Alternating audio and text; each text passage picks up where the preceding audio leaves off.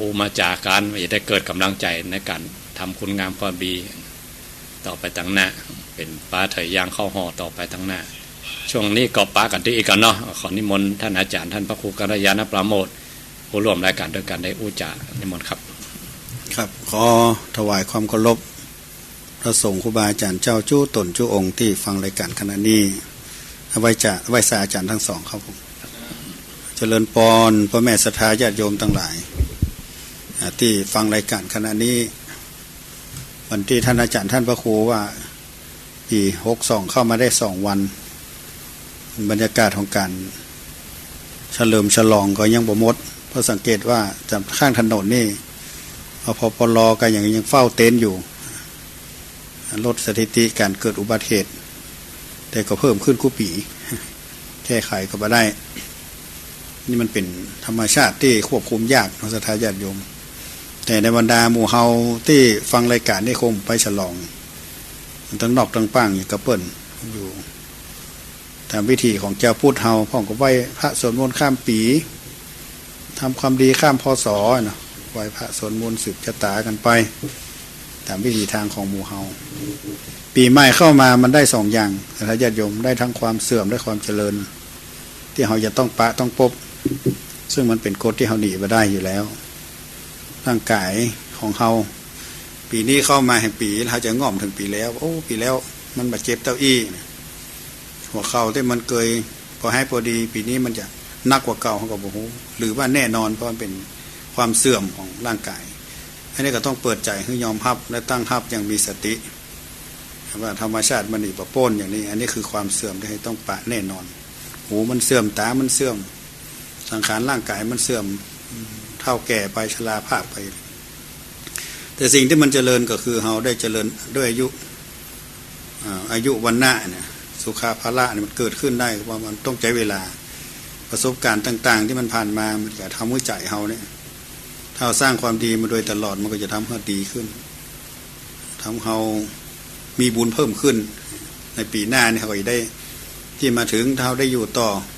เขาก็มีโอกาสที่ได้ใช้สังขารร่างกายนี้สร้างบารมีในหน้าที่ของเจ้าพุทธเป็นผู้สร้างบารมีก็จะได้สร้างบารมีต่อไปอันนี้คือความเจริญที่มาถึงแก่หมู่เราเพราะนั้นเราบดีเอาเลือกที่จะเอาอย่างใดอย่างหนึ่งได้เนาะก็ต้องยอมรับทั้ง2 ฝ่ายเป็นโมทนาเบื้องต้นไว้ดีเนาะคู่กับครูบาอาจารย์สนทนากันต่อไปครับผม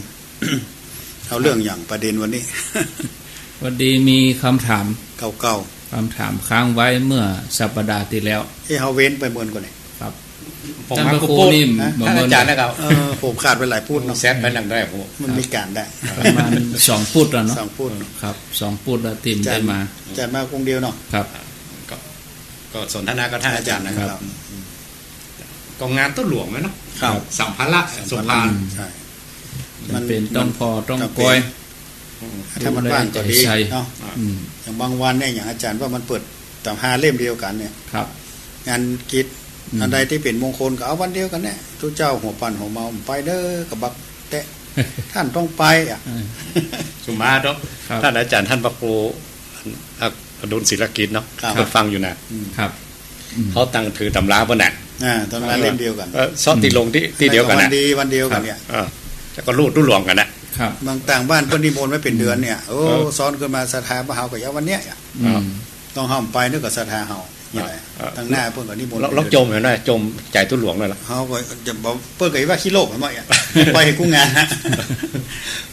เจ้าออกให้กู้งานน่ะไปหั่นน้อยนิดน้อยโอ้มาสวดให้กับเวลาไปพูดให้เหมาะถ้ามหันอาจารย์มหันตุ้หลวงเหรอมันก็เอาหั่นละเพิ่นโคตรนะครับเพิ่นส่งเข้าเกียรติไปอ่ะมีนะเกียรติไปอ่ะครับนั้นต้องหันใจครูบาอาจารย์พ่องเนาะครับทุกเจ้ามีประเลิกเหมือนกันในวัดแต่ใครเอาไปแตนก็ฮินดูศรัทธาเพื่อบ่ม่วนใจครับบางทีก็บ่เต็มใจลูกวาดมันท่องบนท่องมันดักบ่ได้แต่อย่างว่าวันนั้นไปสวดแล้วแบบไปปะกันก็ล้มเหมือนกันนะครับตนนะเจอใส่ตู้เจ้าลูกวัดสวดบ่ได้เหี้ยแต่ถ้าไปปะมกตู้หลวงตนมันก็ไปได้หรอกเนาะ ครับ เอกเอาอย่างนั้นก็เพิ่นงมเงียบ สิมาแล้วนะถ้าผมนำเอ็กก็เลย เอกเต็มที่นะ เอ็ก ครั เอา บถ้าไปเอกใส่หมู่ไปเอกตัวอีกอ่ะ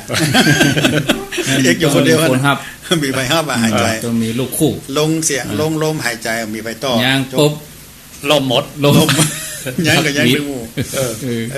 ครับ อันนี้ศรัทธาญาติโยมมันก็น่าจะแย่งพออีก อืม ถ้าได้ตู้หลวงมาหมดเนี่ยก็โอ้สวดดังส่ง ครับ น่ะ อืม บ่ติดบ่คัดม่วนใจเพิ่น เขาให้ลบหมดเฮือกหายใจนี่มันมีต้นหับหรอก ครับ น่าใส่มันสวดกันมาเมินมันหูจังหวะ มูจังหวะกันนะเพื่ออย่างหมดเฮือกแล้วต่อกันไหมมันเสียงมันมาหาย ครับ อืม เป็นอันแต่ เนาะ เนี่ย ก็เลยรูดตู้หลวงวันเดียวกับวันยามมันก็ ขอท่านนะ อ่า อันนี้ขอท่านแท้ๆน่ะ เออ แล้วเกิดงานที่มาด่วนเนี่ยได้ยังไงขอท่านไปแล้ว ขอท่านนะสมมติว่าเฮาจะไปแต่เกิดมีคนตายขึ้นมาสถานในบ้านเนี่ย เป็น ลองเพิ่นฐานะนี้หาน้อยเฮาบ่ไปซ้ำจะพอโอ้เพิ่นทุกข์เพิ่นยากเฮาทุกข์ยากเพิ่นมาเฮาแน่ ไปพูดแล้ว ไปพุ่นน่ะคนรวยแหมโอ้อินกันนะ แปลไปยังได้หมดงานนักตัวเลือกมีน้อยครับก็มีคำถาม ครับ โยมอยู่สันทราย อืม อายุได้73แล้ว โอ้ ครับ ถามว่าการปฏิบัติเอาเดินจงกรมนี่ก่อนนะแล้วเขาก็จะว่าอันสติปัฏฐาน4นี่มีหยังอย่างกันแต่ว่าเพิ่นถามเรื่องเดินจงกรม เป็นจะได้อ่ะ เดินจงกรมเนี่ยคำว่าขวาอย่างหนอซ้ายอย่างหนอเนี่ยอย่างต้องใส่ว่าหนอแล้วหนอนี่ มาจาก เป็นของพระกะแล้วโยมจะว่าได้ก็เอาตัวนี้ก่อน อันที่มันต้องหูบาลีแก้มน้อยคำว่าหน่อไม่ได้ ครับ พอได้ยินหลวงปู่ อืม เพิ่นจะอู้เหมือนกันนะปู่ท ครั อง บ อืม มาจากอันนี้ครูบาอาจารย์เพิ่นค้นมาอย่างดีละ ครับ เพิ่นเรียบเรียงมาอย่างดีมาจากที่พระอัญญาโกฏัญญะ ได้รู้ทาง นะครับอัญญาศีวัตตะโพโกฏัญโยคำว่าวัตตะตรงนั้น ครับ แปลว่าได้หู้แจ้งแล้วเนาะไอ้กะทำมาแปลเป็นไทยเอานะ ในบทสวดธรรมจักร ครับ ครับ แล้วก็มีเห็นติ่งที่ว่าพระยะสากุลบุตร ครับ เพิ่นหันคนใจคน เนาะอย่าง วุ่นวาย เพิ่นหันคนน้ำนอนละเกะละกะเป็นหมู่ ครับ อืม แทนที่เกิดราคาตัณหา แต่บุญเก่าตัวเก่านักอ่ะ ครับ อืม เคยสร้างเคยเป็นสัปเหร่อมา ครับ หันเป็นศพไปหมดเลยอ่ะ อ๋อน อนเหี้ยกระดึงกระดัง น่าจะ ครับ ครับ ก็เลยว่าที่นี่วุ่นวายเนาะที่นี่ขัดของหนอบ่เอาละ อืม นะ แต่คำว่าหน่อนี่ในภาษานั้นสมัยนี้จะว่าหน่อไม่ใช่ว่าหน่อครับ ครับ แต่ถ้าภาษาฝรั่งได้ยินคนที่มาฝึกกับหลวงปู่เพื่อก็เอาความรู้สึกเอาบอกหนอเหรอ เอาความรู้สึกว่า เอาว่าความรู้สึกกับมันมีอย่างว่าสิ่งเสื่องๆอย่างตัวก้นนะ อ๋อ ไม่ใช่ว่าหน่อ ติ่งเนี่ย อ่ะ ใส่ ing เอ เข้า อ ไป ติ่ง ติ่ง แต่ว่าอันถ้าบ้านเขาว่านี่มันหู้ความหมายเลย ครับ อืม คนอินเดียเหมือนกันเปิ้นสมัยก่อนถ้าเวลาเปิ้นเดินจงกรมเปิ้นอู้เป็นภาษาบาลีอ่ะ อ่า อืม อันนี้เรียกว่าบริกรรมภาวนา ครับ ครับ เอาเปิ้นว่าเปิ้นก็ฮู้เลยว่าต้องแปลเองอ่ะ อืม อันนี้เป็นภาษาไทยเฮา ครับ ครับ ก็อาจารย์ได้เรียนกับหลวงปู่มาโดยตรงนะหลวงปู่เปิ้น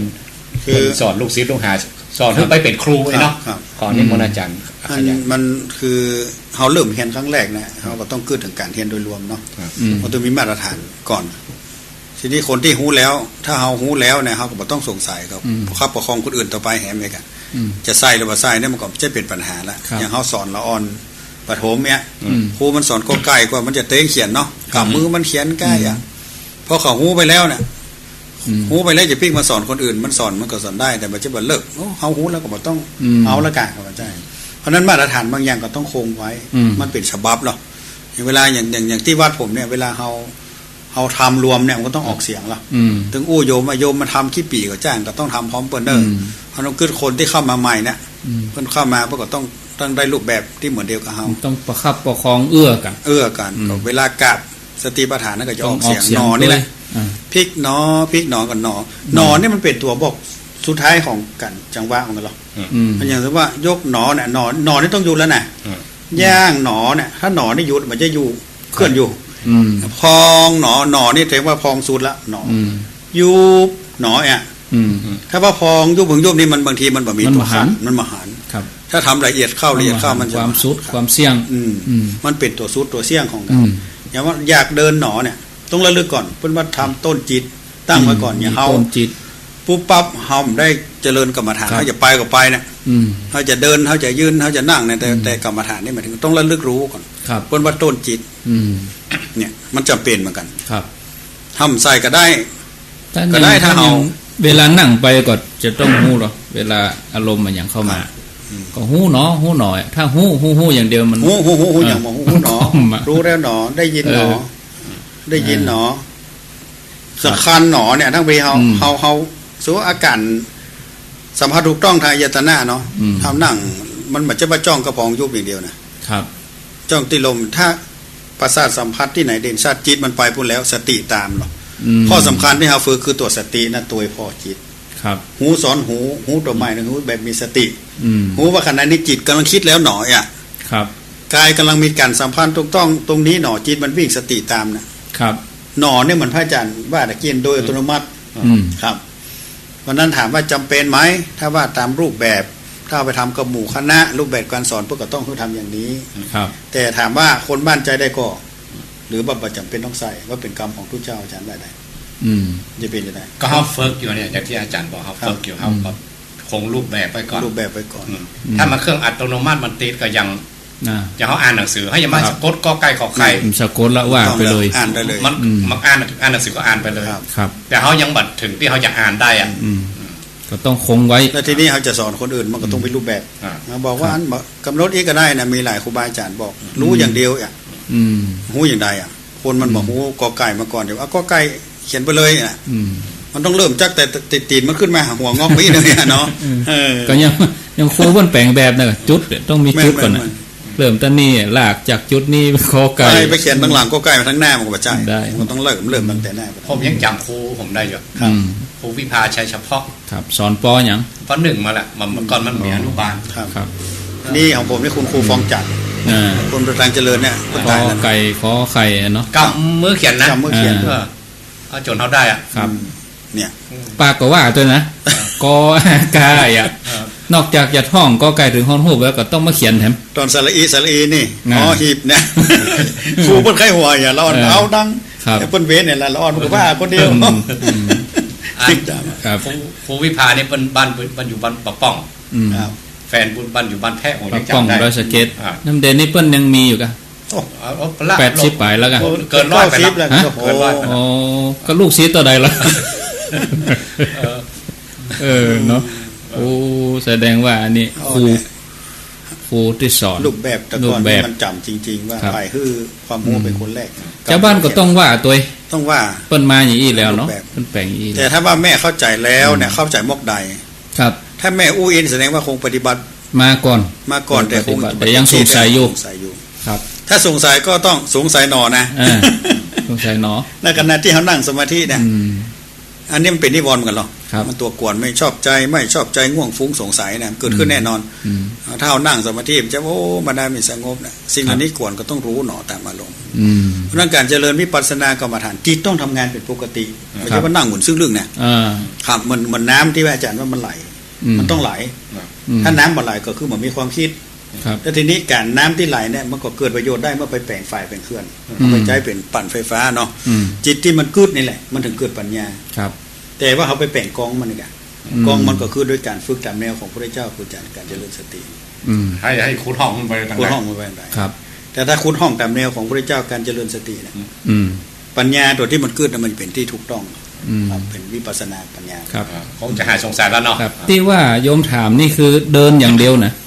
เดินจงกรมคือเดินขวาย่างเนาะซ้ายย่างเนาะอย่างอื่นก็มีเห็นกะการปฏิบัติเนี่ยพุทโธก็ได้ลงเพิ่นก็โดนพุทโธก็มีพระอาจารย์นะเพิ่นบอกใช่ว่าแล้วแต่ครูบาอาจารย์แต่ละสำนักเฮาโยมนี่บอกว่าเพิ่นฝึกมาหลายตีหรือว่าตีเดียวอย่างนี้แต่ข้อสำคัญคือทุกอย่างเข้าไปเพื่อการและรึกรู้ในขณะนั้นว่าร่างกายมีการเคลื่อนไหวสัมผัสถูกต้องที่เด่นชัดตรงไหนเดินจงกรมเนี่ยเท้าสัมผัสพื้นขณะที่มันสัมผัสพื้นตัวนั้นมันเด่นที่สุดในขณะนั้นก็ต้องรู้ตรงนั้นเองค่ะรู้เท้าขวาแล้วมารู้เท้าซ้ายจิตแวบไปก็ต้องดึงมาเนี่ยข้อสำคัญว่าจะบริกรรมหรือบริกรรมมันจะว่าอย่างถูกต้องแต่ใจประยุกต์กับการเคลื่อนไหวของเท้านั้นก็ไม่ได้เป็นปัจจุบันต้องได้ปัจจุบันคือว่าทำก่อนทำหลังอย่างที่ผมว่าตะกี้ขวาในยกเท้าขวาย่างขณะย่างก็ต้องเคลื่อนเท้าหนอนี่แสดงว่าบางลงแล้วถึงพื้นแล้วถ้าเปิ้นหนอแล้วเขายังเคลื่อนอยู่ใช่ละแสดงว่าทำไปก่อนหรือว่าทำมาหลังว่าไปอยู่ทำอนาคตหรือว่าไปทำอดีตมันจะอยู่กับปัจจุบันเพราะนั้นคำบริกรรมจะว่าแจ๊ว่าเบยใจต้องสัมพันธ์กับมันคือในปัจจุบันอารมณ์ครับสอดคล้องกันสอดคล้องกันครับ แล้วก็ตัวนี้เป็นหนึ่งในจำนวนสติปัฏฐานก็ ฐานกายครับ การเป็นฐานกาย ฐานกายเวทนาจิตธรรม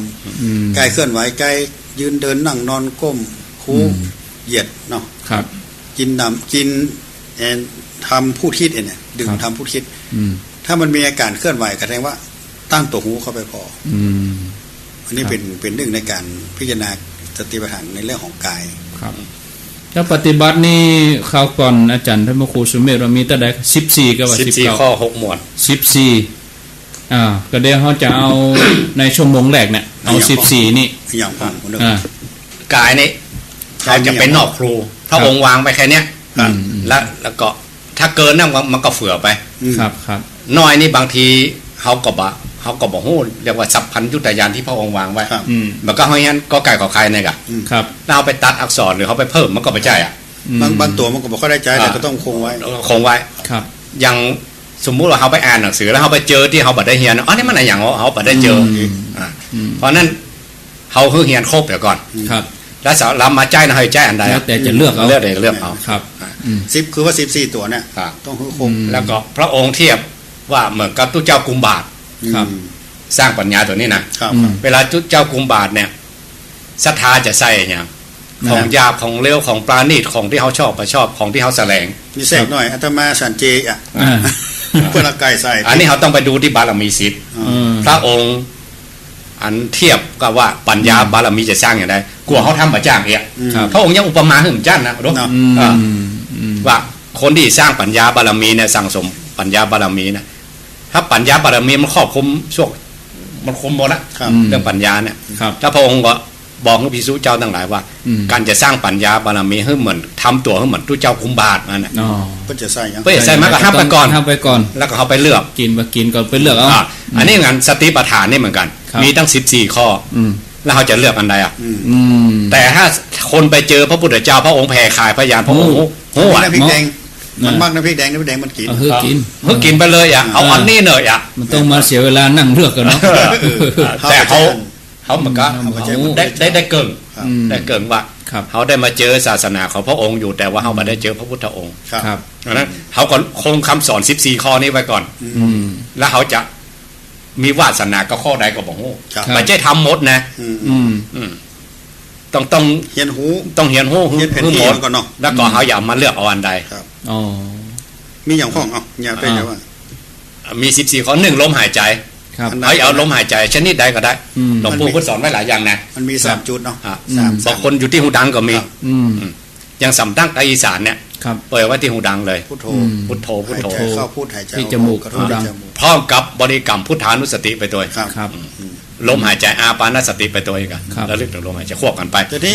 ลมหายใจเนี่ยมันเป็นอุปกรณ์ที่ง่ายที่สุดพุทธเจ้าถึงเน้นเพราะว่ามันไปซ่อที่อื่นเลยเขาบอกต้องไปซ่อหาที่ไหนมันถึงมีนี่แล้วมันจะเสี่ยงไม่ได้เขาตายไม่ได้มาหายมาอันนั้นหมดอันแล้วก็ทีนี้อย่างกรณีว่าพุทโธเนี่ยหายใจเข้าพูดมันเป็นสมมุติบัญญัติว่ะเอาชื่อมากำกับว่าหายใจเข้าพูดออกโธแต่กรณีว่าหายใจเข้าอันพองเนาะต้องมันปองหนอมันยุบจริงๆเนี่ยมันของจริงเป็นปรมัตถ์เป็นของจริงแต่ว่าลมมันมี3ช่วงพระอาจารย์ว่าช่วงแรกอยู่ที่จมูกช่วงกลางอยู่ที่การนับเวลาเขาจะนับเอาก็ได้เข้า1ออก1เข้า2ออก2เขานับเอาเปิ้นว่าเหมือนกับเขาไว้ไปตักสมัยก่อนเปิ้นว่ามีน้ำทุ่งน้ำทุ่งตักน้ำบ่อก็สาวไปตัวเอาไปตักน้ำมันก็สาวขึ้นมาแล้วก็สาวลงไปแหมไปตักน้ำมันขึ้นมาอยู่อย่างนั้นเลยกับที่เปิ้นสูบเผาเล็กมันนะอันเปิ้นห้องอย่างก็เศร้าไปเนาะเศร้าไปเขาสูบเข้าไปเขาจักออกมาสูบไปอันนั้นคือทำอย่างนั้นนะคือหันในอันนั้นพอเปิ้นว่าเหมือนกับพูดองค์อุปมาว่าเหมือนกับสูบเศร้าวันเป็นพัดลมเป่าเลยเป่าทานเนาะเป่าทานที่เขาเสริมเนาะที่อารมณ์หายใจที่ตั้งคำว่าปกติใจเนี่ยมันชอบพอของบันนี่เนาะอย่างเขานั่งอู้กันแวบๆนั่งพออีกก็ถ้าเกิดคนเตียวไปฮั่นเขาเตียวมาเนาะก็แวบไปพอแล้วจิตเป็นธรรมชาติของเพื่อนอันนั้นในขณะที่เขานั่งรับตาแล้วอายตนะมันดับศาสตร์อื่นมันปิดไว้ก่อนรับตาลงแล้วอย่างมันเคลื่อนไหวนั่งก็นั่งนิ่งๆแต่เพราะฉะนั้นลมหายใจเนี่ยเคลื่อนไหวหันชัดเดี๋ยวเป็นที่ตั้งคือใจมันไปพออีกครับอันนี้แบบไหลลมหายใจแต่บอกควรจะนับ1ถึง ถึง5ถึง4คือเกิน5ไปก่อนเพราะว่ามันก้อมไปใจมันเป็นสมาธินับ1ถึง5คือได้เข้า1ออก1เข้า2ออก2เข้า3ออก3เข้า4เข้า4เข้า5ออกพอถึง5แล้วก็นับ1ใหม่มั้ง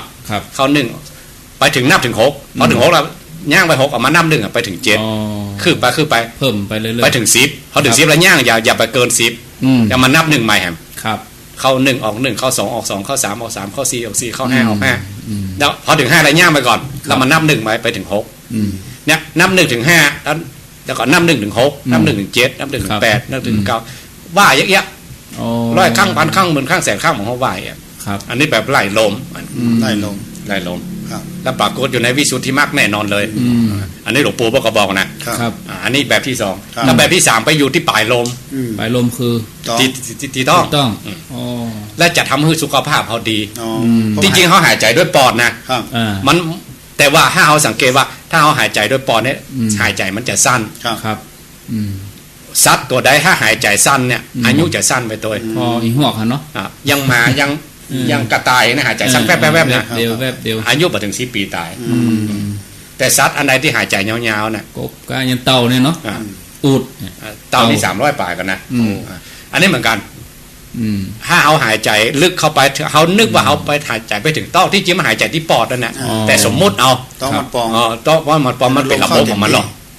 มันไปดันในทางคือมันปองเต็มที่เสียมันลมเข้าเต็มปอดดันผนังพอเขานึกว่าไปถึงต้องมันเข้าไปเต็มปอดหายใจเขาจะยาวกำบังลมมันขยายถ้าต้องแบบปองเต็มที่แสดงว่าลมมาเต็มลมมาเต็มปอดเขาขึ้นพออย่างคนขอโทษนะอย่างคนใกล้จะตายนะมันหายใจงับสั้นนะเนาะมันหายใจโวยแล้วก็สั้นปอดบ่เต็มที่แต่ถ้าเขานั่งสมาธินี่สูดเข้าเต็มปอดเต็มที่หายใจลึกๆหายใจยาวๆหายใจยาวอายุยาวหายใจสั้นอายุสั้นอันนี้เป็นเอามาที่ลมทีนี้ว่าหลวงปู่เพิ่นว่าเหมือนกันนะว่าการที่เขาพอลมสุดท้ายที่ว่าต้องปองต้องยุบเพิ่นว่าลมเข้าเต็มที่ไปเต็มพอเพิ่นขายน้ำเข้านาเนาะนาหัวตั้งตีน้ำเหมืองเนาะหน้าตั้งกลางหน้าตั้งปลายเวลาเขาไข่น้ำเข้านาเนี่ยเขาไปพอว่ามันเต็มกุ้นลอกก่อน3 ลอกเลยนะเขาก็ไปพอนาปลายตั้งบอกเหมือนต้องเนี่ยถ้ามันน้ำเต็มพูนแสดงว่าตั้งบนตั้งกลางเต็มทั้ง3ก็มันลมไหลไปหากันลมตั้งแต่กระทบที่หูดังมาถึงทรวงอกเนาะถ้ามันเข้าไปเต็มที่ต้องปองสูตรเหมือนนาปลายตั้งอันนี้ถ้าอีกอย่างหนึ่งเป็นสายหลวงพ่อฤาษีดิงดำประกอบสอนวิธีลมหายใจเพื่อว่านึกถึงอย่างมนเป็นแก้วเป็นอย่างนั้นเป็นโดยนะสร้างไอ้เป็นนิมิตขึ้นมาว่ามันเข้าที่หูดังเนี่ยเพื่อมันกระทบที่หูดังแล้วมันกิ้งเข้าไปที่อกจะไปสุดที่ต้องแล้วออกไปแล้วมันออกมันกิ้งออกมาจากที่ต้องขึ้นมาเห็นที่อกที่ลุดออกหูดังเข้าไปใหม่อยู่อย่างเนี้ยไปเรื่อยๆมันต้องไปมีเหตุผลอย่างกำมันอยู่อย่างเนี้ยเขาออกไปใจคือการบ่มีเหตุผลก็มาถูกครับเวลาเขาเจริญกรรมฐานของใดเขาจ้างเขาพอลมเนี่ยพอไปใจแบบบ่ใช่ว่าอะไรทำไมอ่ะพ่อเพื่อหันว่าคือจิตบ่ขึ้นไปที่อื่นเท่านั้นเองบางทีของดีมันมียานเหมือนกันนะครับแล้วเปิ้นเทียบว่ามันก็มันเป็นวัชพืชอย่างเขาปลูกหญ้าเนี่ยล่าอย่างเขามาแทรกหญ้าบ่ใจนะอันนั้นแสดงว่าเป็นวัชพืชละแม่นแต่เขาปลูกกระลำหรอถ้าหญ้าออกหญ้าเป็นวัชพืชนะครับอันนี้เหมือนกันเขาพอล้มหายใจเหมือนกันไล่อย่างมาอย่างอื่นมาแทรกนะอันนั้นเป็นพยามารหรือถึงแม้ว่ามันจะเป็นพืชที่ดีกว่าเขากับปัจจัยมันเป็นวัชพืชแต่ว่าเขา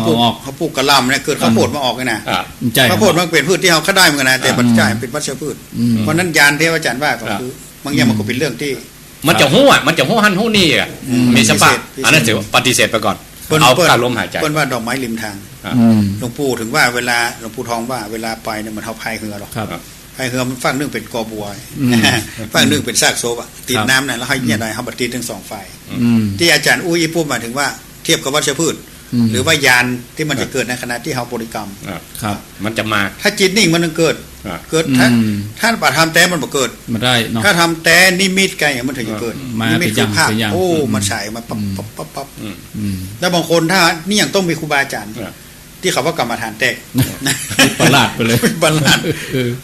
เนี่ยถ้าเข้ากรรมฐานจริง เดี๋ยวจะ แต่ต้องไปสอบอารม ประ ณ์ กาศตนตรัสรู้ ถ้าต้องไปนี่มันโดนวิปัสสนูปกิเลส เพื่อจะ ไป แก้ หันกอบัวอีกอะหันกอบัวก็ไปติดดอกบัว อ่า ไปหันซากศพไปหันนี่ก็ตกใจ อ่า นี่ประหลาด ครับ อันนี้คือต้องระวัง ดูลมหายใจนี้เป็น ครับ เป็นคือมันเป็นกรรมฐานของมหาบุรุษ อืม มันละเอียดเกินมันบางคนทำมาได้ พระองค์ก็ใจลมหายใจ ต้องหายใจเพราะมันต้องไปหาอุปกรณ์อื่น ครับ ครับอยู่ที่เก่าก็ได้มันต้องไป ก่อนหน้าที่พระองค์จะตรัสรู้ก็ใจอุปกรณ์อย่างอื่นนั่นแหละ อ่ะ ภายนอก อ่ะ เนาะ พระ เอามา องค์ก็ พิจารณา ต้องทดสอบแล้วไม่ใช่ว่าพระองค์จะขึ้นฐานคนเดียวว่าหอมนี่ดีอย่างเดียวต้องไปทดสอบ พิสูจน์มาแล้ว แล้วบัดใจ แล้วนึกถึงว่าตัวเก่าเคยทำเมื่ออายุ7 ขวบ นั่น อืม แม่น ที่จริงบุญบารมีของพระองค์ได้แต่จะ7 ขวบปุ่นน่ะ ครับ แต่กรรมมาบางมือไปใช่กรรม ครับ กรรมอย่างมาบางเกิดไปดูถูกพระพุทธเจ้ากัน อ๋อ อ๋อ จัด ครับ ก่อนมา จัดก่อนมา อืม ดูทุกไว้ยังไงครับ ว่าอันมีเซียวเดียวกันนะชื่อว่า อืม คติกาละมา ครับ เปิ้นชื่อจะโชติปาละไอ้เนาะ ครับ บอกเซียวพระพุทธเจ้าเกิดขึ้นในโลกพระพุทธเจ้าไม่เกิดกันง่ายๆนะอ่ะ อืม คือเปิ้นฮู้มันนักเปิ้นบำเพ็ญมาจนเต็มรอบแล้ว ปรามาสเป็น อันอย่างก็ฮู้ปัตโตปะเสียงแล้วเฮายังบ่ได้แล้วมันเป็นไผอ่ะกะ ได้ง่าย มันยังบ่ได้ง่ายไง ครับ ๆเอา กรรมเลยมาลูกหลานเห็นเลยว่า เกินไว้ เกินมา ต เล อน ย เพิ่นมาบำเพ็ญนี่เลยเนี่ยาก ครับ อย่างบางคนมายกย่องว่าพระองค์บำเพ็ญทั้ง6 ภาษากันมาใจ อืม อันนี้คือกรรมที่พระองค์ได้ปรามาส ทุกกละกิริยา อ่ะ อด ครับ ข้าวอดน้ำ ที่จริงถ้าพระองค์ อืม ไม่ใช่ถ้าพระองค์ตอนที่พระองค์จะตรัสรู้คืนเดียวเท่านั้นน่ะ อ่า ก็ได้ง่าย ได้ง่ายคือกรรมมันเสี่ยงแล้วหรอก ครับ เนี่ย อืม กรรม เพราะ ปรา ฉะ มา นั้ ส นเพราะฉะนั้นพระอาจารย์ เนี่ยหมด คนที่ไปเข้ากรรมฐานเนี่ยจะไปขึ้นว่าไปปะสุกนะ อ่า ต้องทรมาน โอ้ทุกอย่างครับ แสน มันจะ สาหัส ออกมาเรื่องความเจ็บป่วยสิ่งที่บอกเคยเกิดก็เกิด อืม บางคนโอ้ไปนั่งแล้วเป็นได้ม่วนก่อนโอ้ ครับ มันจะม่วนเนี่ยตุ๊ก เออ ครับ อืม แต่เบื้องหลังแห่งความตุ๊กนะครับเกิดปัญญา ครับ ในการแทนหูอย่างของจริงอย่างนี้ครับ อ้าวต่อไป อันนี้เป็นกรรมฐานของมหาบุรุษมัน ครับ ถ้าบางทีถ้าเขาเอาบัตรได้อะมัน ครับ ละเอียดเกินอะ อืม คือลดไป ลดไปอันอื่น ลดไปนั่นอื่น ครับ อันใด ลมหายใจหนึ่งเอาอิริยาบถใหญ่ อ่า อิริยาบถใหญ่คือยืนเดินนั่งนอนนะมันก็เคลื่อนไหวเหมือนกัน เอาตัวนี้มาเป็นตัว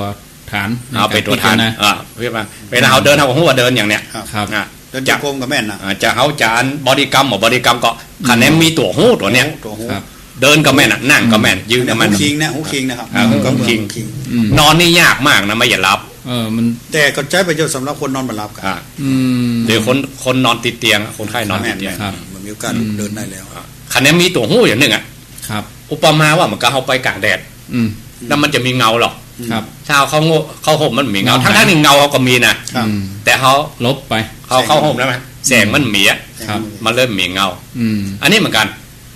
ตามธรรมดาเนี่ยสติเขายังมีอยู่ แต่ว่าถ้าเอาเผลอหรอ อืม มันก็หายอ่ะ ใช่ ถ้าเอามีมันก็มาเอาออก ครับ ครับ ออกที่แจ้ง อืม มันก็มีเงาอย่างเก่า สรุปและสุดยอดกันนี่คือสตินะ อ่ะคือมันกู้ไปเหมือนกับเขากับเงาเนี่ย ครับ เพราะฉะนั้น ถ้า หลักการปฏิบัติคือศีลสมาธิสติและปัญญาไม่ใช่ว่าศีลสมาธิและปัญญาจะต้องมีสติ อืม ครับสมาธิกับสติคนละอย่างเลย อืม ศีลสมาธิปัญญานี่ในขณะที่เขาสำรวมระวังนี่เรียกว่าศีลนะอันนี้เป็นศีลปรมัตถ์นะไม่ใช่ศีลเป็นข้อบัญญัตินะ อืม แล้วใจเขาไปไหนบอกว่าแวบไปไหนเรียกว่าสมาธิ ครับ เขาหู้อยู่เนี่ยปัญญาเนี่ยศีลสมาธิปัญญาเนี่ยมันอยู่กับที่เขายืนเดินนั่งนอนเนี่ย อืม ครับ ศีลสะพานนี่ศีลสมาธิปัญญาอยู่ที่ไหนมักเล็กมักน้อยก็อยู่ที่หันมันน่ะ อืม มักเล็กมักน้อยอยู่ที่ไหนมันก็สั่งสมบกไป อืม ในที่สุดมักขยานก็จะเกิด อืม เพราะนั้นเพิ่นเน้นคำว่าให้อยู่กับปัจจุบัน ครับ ขณะเลยนะว่าขณะนี้มีการเคลื่อนไหวใน อืม เอาสังเกตหลวงปู่ครูบาอาจารย์ที่ในเนี่ยเพิ่นจะสำรวมตลอด อืม หลวงปู่ถามว่าหลวงปู่อันนี้เพิ่นก็ต้องเดินจงกรมก่อน อืม ต้องทำรูปแบบอย่างเก่า ครับ ทุกขณะจิต ทุกคณะ ครับอืม แล้วบางคนอิริยาบถนี้บทใหญ่นี่มันบัดได้มันยากแล้วเอาไปย่อยเอา เออ อิริยาบถย่อยคืออัน การ เนี่ยจะ กินการหยัง จะเคลื่อนไหวเนี่ย ครับ พอต้วงปุ๊บก็เอาเลยอ่ะ อืม ต้วงปุ๊บก็เอาเลยอ่ะ แต่เปิดผ้าออกจากตัวลุกจาก ครับ ที่นอนอ่ะ เหมือนเซนเซอร์จับเลยเนาะ อ่ะ เท้าใดลงเตียงก่อน ครับ ลุกขึ้นมา ครับ เข้าห้องน้ำแปรงฟันทุกอย่าง โละเอียดมาก แม้แต่กินข้าวน่ะ เจียว ที่กรร ลื ม มเนาะ คือมีกู้เหมือนกับเงา ครับ จะไปให้มันจะไปให้มีเหตุผลเด้อ ครับ คือเป็นกู้ไปก่อน ครับ บางคนว่าอันนี้จังทุกขังหน้าตาเนี่ยมันเขาคิดเอาดาวเอาไปใจ อืม ปล่อยวางเนี่ย มันอย่าไปใจเตื้อไปใจ มัน เตื้ เป็ อน ของว่างเนี่ย เขายังมาหันมันเตื้อให้ไปปล่อยวางได้ ครับครับ ยังมาหันตัวมันเตื้อ อืม อืม ใช่ ต้องหันต้องสัมผัส แล้ว ก่อน ทีนี้คนจะฝึกอีนะอยู่อย่างพระอาจารย์เขานั่งเอาเพราะเขาเคยผ่านการกระบวนการฝึกตามรูปแบบหรอก เคี่ยวมาแล้ว ต้องมีครูบาอาจารย์คอยแนะคอยสอบอารมณ์ ครับ อยู่ๆโยมจะไปทำเนี่ยมันก็ยาก ยาก มันต้องมีพื้นฐานเนี่ยเข้าปฏิบัติสักข้อหนึ่ง 3 วัน 7 วัน 3 วันยังน้อยนะครับ7 วันยังผมต้อง21 วัน 15ขึ้นไป แล้วก็เอามาใช้กับชีวิตประจำ ต้อง วัน ไปลิ้มรส แล้วมาปฏิบัติไปเรื่อยๆอย่าทิ้งเพิ่นจะไหนมัน ทำไปใจๆเรื่อย เรื่อย แต่บางคนบอกว่าแค่เอาเคลื่อนไหวไปสติกับหู้เนี่ยมันบัดตันมันก็ยังยากไปอยู่ ๆครับ พระองค์ก็โลดเฮิ่มเนี่ยนะ โลดเอาบอกว่า วิธีการฝึก คืออันไหนที่มันอยู่ที่ขี้เก่าแล้วเอาไปหู้กับมัน ยังไง อย่างอาการ32เนี่ยมันอยู่ที่เก่า อืม ผมมันอยู่นี่เขาก็ไปยึดลึกอยู่ที่ผม บ่เคย ผมมันบอกเคลื่อนไหวหรอกเอาเคลื่อนไหวนั้นมันต้องทันปัจจุบันอีกอะ ครับ ถ้าบัดทันปัจจุบันนั้นมันก็ไม่ใจอีกแล้ว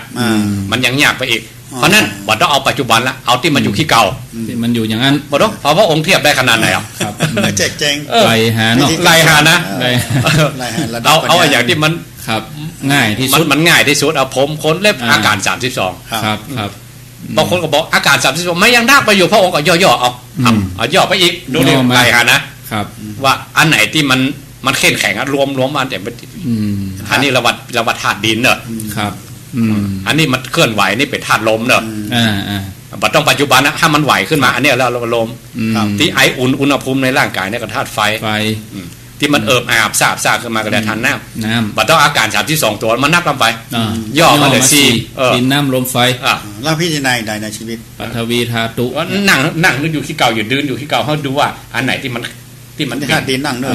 บัดต้องทันปัจจุบัน จะทาตุมัตตะโกนั่นน่ะที่เขาพิจารณาตอนเช้า ทันปัจจุบันนี่มี3ตัวกันนะครับ ครับ มีลมหายใจ อิริยาบถใหญ่อิริยาบถย่อยแต่บางคนมันบัดได้อะ มันจะฮึดตันมันบัดตันนะครับ มันบัดตันพระองค์ก็ลดลงไปอีกเนี่ยครับ มันบดิ้นบัดตวง ที่มันบัดดิ้นบัดต้วงผมขนเล็บฟันหนังมันบัดดิ้นบัดต้วงหรอก ครับ แล้วก็ดินน้ำลมไฟผมขนเล็บฟันหนังมันยังมี32ตัวมันนักไป นักล้ นักเอาเหลือ4ตัวอ๋อ ำอ๋อ ดินน้ำลมไฟ นี่พิจารณาธาตุ มันยังไม่ยอมอีก นั่น พระองค์บอก ไล่ฮะเทม ไล่หาแทมคือมันตายลักษณะของว่ามันตาย อ๋อครับ มันตายอยู่อันอสุภะ10ก็ได้ อันนั้นแสดงว่าถ้าถึงอสุภะ10หรือถึงกับเป็นป่าชาเก่าเนี่ยแสดงว่าเขาหยาบที่สุดละ ถึงขนาดนั้นนะ เพราะว่ามัน บัดทอดถอนความเบื่อหน่ายความไข่ของมันทำได้ง่าย มันบัด ยังหันว่าร่างกายนี่เป็นของสวยของข้ามของหน้าร่างหน้าไข่ เพิ่งไปบุกตัวนั้นก่อน ครับ เพราะว่าถ้าเกินกว่านั้นแสดงว่าพระองค์ว่าเป็นโมฆะบุรุษละ มันต้องสอนแล้ว มัน ถ้า ต้อง เป็น สอน ถ้าเป็นม้าเนี่ยเป็นลูกชิ้นมันได้สอนกันแล้ว เสียเวลาแล้วเนาะ มันต้องมาตีมาเขียน มันตึกอ่ะมันการทฤษฎีของพระองค์มันตึกอ่ะ ขนาดหันซากศพก็ยังมีราคาอยู่จบเหมือนกันเนาะ จบละมันเกินกว่าแล้วมันแสดงว่าเอาแพ้ละ มาเห็นความสลดหดหูของใจเนาะ อันนั้นยังรอไว้ก่อนเนาะปล่อยให้เขาอยู่ แต่ถ้าสูงสุดนี่คือลมหายใจ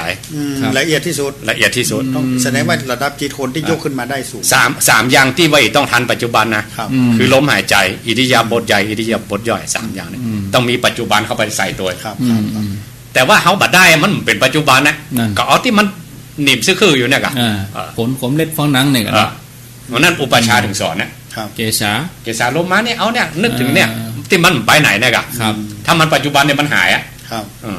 กรรมฐาน ถ้าไปขึ้นถึงเก่าอย่างอาจารย์ว่ากิมไปอดีตไปแล้วนะ แม่น ที่มันหมาได้เขาขึ้นก่อนก็ได้นะ อนาคตธรรมะเป็นปัจจุบัน เนี่ยดูพระองค์ไหลหาขนาดไหน วิธีการสอนองค์ละเอียดเนาะ ครับ ถึงว่าเป็นยอดของครูที่สอนบรมครูแจกแจงได้ละเอียด นะครับ มีอยู่14ข้อด้วยอย่าไปเกินครูอย่าไปเกินพระพุทธองค์ เอาจะเอาห้อมไหนเนาะ เอาห้อม ต้องพอจะรีดตัวเก่า ครับ คนเฒ่าคนแก่นี่ผมว่าสุภาพนี่มันเมาแล้ว ได้อ่ะ มันโป้นไปแล้ว ครับ มันของสวยของงามวันนี้มัน มีแล้ว ขึ้นแล้ว ครับ เนาะมันก็ยกขึ้นมาเป็นระดับเพื่อลมหายใจไป ครับลงไป ลม เอาอั หาย นไหน ใจ แต่ละสำนักเปิ้นก็เอาใจ14อันเนี้ยก็ สิ เป็น สิได้แต่อันอุบายวิธี เนาะเพราะพอบางสำนักก็ใจธาตุฐานบางก็ใจลม การเจริญวิปัสสนากรรมฐานในแนวพองหนอยุบหนอเนี่ยเพื่อก็ดูรวมหรอกอาจารย์ดูการเคลื่อนไหวด้วยเนี่ยท่านใหญ่อิริบทอิริบทใหญ่อิริบทย่อย ครับ เหยียดคู่เลยเดี๋ยวแม้แต่เขาก็ต้องพิจารณาไม่ใช่ว่าเขาไปทำตอนนั่งอย่างเดียวไม่ใช่หรอก ครับครับ พอเขาออกจากกรรมฐานแล้วเขาจะทำ ต้องทำอยู่ รู้อะ ครับ ดูการเคลื่อนไหวครับมันแต่มันอาจจะว่าจ้าจะเวยนะก็หูไปตามจ้าตามเวย จะนอนเนี่ยเปิ้นคือนับนะว่าจิตเฮามันเงียบไปตอนไหน ตอนไหนตอนพองหรือตอน พอง ยุบ หรือว่าตอนยุบละเอียดขนาดนั้น ครับ ค ครับ ผสมประสานกัน เอาอย่างได้ก็ได้ขันนี้มีสักอย่างหนึ่ง ครับ มีสักอย่างหนึ่งอย่างที่บอกตะกี้ว่าอันขอเน้นบะ3อย่างแรกได้เป็นต้องทันปัจจุบัน แล้วเดี๋ยวขอวกเข้ามาเรื่องสติปัฏฐานทั้ง4ก่อนฐานกายทั้งอู้กันแล้วเนาะ กาย เวทนาจิตธรรมนี่ยังบ่ได้อู้ เพราะว่านั้นเป็นระดับนามธรรมเป็น ลูกเป็นนามเนี่ยนามแต่ว่าเขาอู้คนได้ฟังได้นะตัวนี้แสดงว่าเวทนาจิตธรรมเวทนาเนี่ยต้องอู้ มันจะเป็นระดับที่อันลึกขึ้นไป มันจะเป็นประโยชน์สำหรับผู้สูงวัยกันนอนตีเตียงแล้วไหวแล้ว มันก็เป็นกรรมฐานได้ด้วยครับอาจารย์ว่าเราเวทนานี่มี5ตัว ครับ คืออันสุขกายสุขใจทุกกายทุกใจแล้วก็อุเบกขาวางเฉยครับ5ตัวเนี่ยเราเอามาเป็นที่ตั้งในการระลึกรู้เองครับอย่างไรสมมติว่านอนประเด็นนี้นอนละอยู่คนเดียวลูกหลานก็มาอีแม่งอมลูกก็มาได้เจ็บขาเขาก็มาพี่อีแม่ตัวเดียวมันต้องคอยพลิกหรอกโอ้ร้อนมันเมามันต้องพลิกแล้วก็พลิกมาได้เวทนาก็อันนี้เป็นทุกร่างกายเนาะที่อาจารย์เมื่อกี้ทุกกายทุกใจเนาะทุกกายทุกใจสุขกายสุขใจเนาะอันนี้มันกระทบกันแล้วเนี่ยทุกกายเกิดกับทุกใจกระทบแล้วให้จะเป็นกรรมฐานได้อย่างไรให้จะเจริญกรรมฐานทุกกายเจ็บอยู่ห้าไหนทุกใจก็เกิดหาลูกเอาได้มันต้องทางลาดเหมือนกันนะให้จะรอให้แม่ลูกไปเข้ากรรมฐานน้ำไหวแล้วได้วิกฤตเป็นโอกาสอ่ะตกกระไดพลอยโจรครับแล้วมันยากด้วยนะเวทนาเนี่ยเพราะมันต้องผจญกับปัจจุบันที่เขาตุกอ่ะมีขั้นแล้วอย่างซึ่งหน้าเคยถามครูบาอาจารย์ที่เคยสอนกรรมฐานมันว่าเมื่อเคยเจ็บป่วยว่าถ้าว่าถึงเวลานั้นเวทนาตัวเดียวที่มันเด่นที่สุดน้ำอื่นต้องเมาเจ็บอย่างเดียวเจ็บอย่างเดียวนั่นน่ะทุกขเวทนานี่แหละทุกกายนะสมัยพุทธกาลก็มีครูบาอาจารย์เปิ้นเฮียนสติปัฏฐาน4มาครบหมดแล้วเนาะแล้วก็ไปบำเพ็ญเพียรกันในป่าอีกอ่ะแล้วก็สัญญากันว่าเขาจะมาอู้ประจากกันเขาจะทำความเพียรเต็มที่อ่ะเสือมาลักกินอ่ะครับหายไปกันตนแล้วก็บอกหู้ควางกันก็หายไปไหนเนี่ยบอกกันนะบอกอู้เนี่ยนะบอกอู้กันนะเอาไปมาก่อนเพราะมันหายไปตู้เจ้าหายไปเลยก็พอดีมันจะล่างอย่างใดกับหมอนประหารเตอหน้าเตอตาพอดีเนี่ยนะกะตู้เจ้าเสือมากินตู้เจ้าเองอ่ะกำนันเนาะขันกาบอยู่คาป่าเขาเดียตู้เจ้าเฮาเฮียนสติปัฏฐานเอาตอนเนี้ยกันมันนะเจ็บเนาะเจ็บหน่อยมันอยากบอกว่าเอาเวทนาตัวเดียวได้อรหันตาพูดว่าชีวิตะสามารถสี่คำปากเสือทั้งเลยนิพพานมันอย่างหลวงปู่ว่าพวกอีกอะมันพวกเนี่ยนะหรือว่าปิ้งกันมาเนาะนั่นตอนไข้หูอารมณ์ตอนที่มันตัดมันอย่างไรก็บอกหัวนะมันที่พานนเนาะที่จะนอนก็บอกใจนั่งเองมันพวกตอนนั้นแต่ผมได้ยินนะเต็มตีแล้ว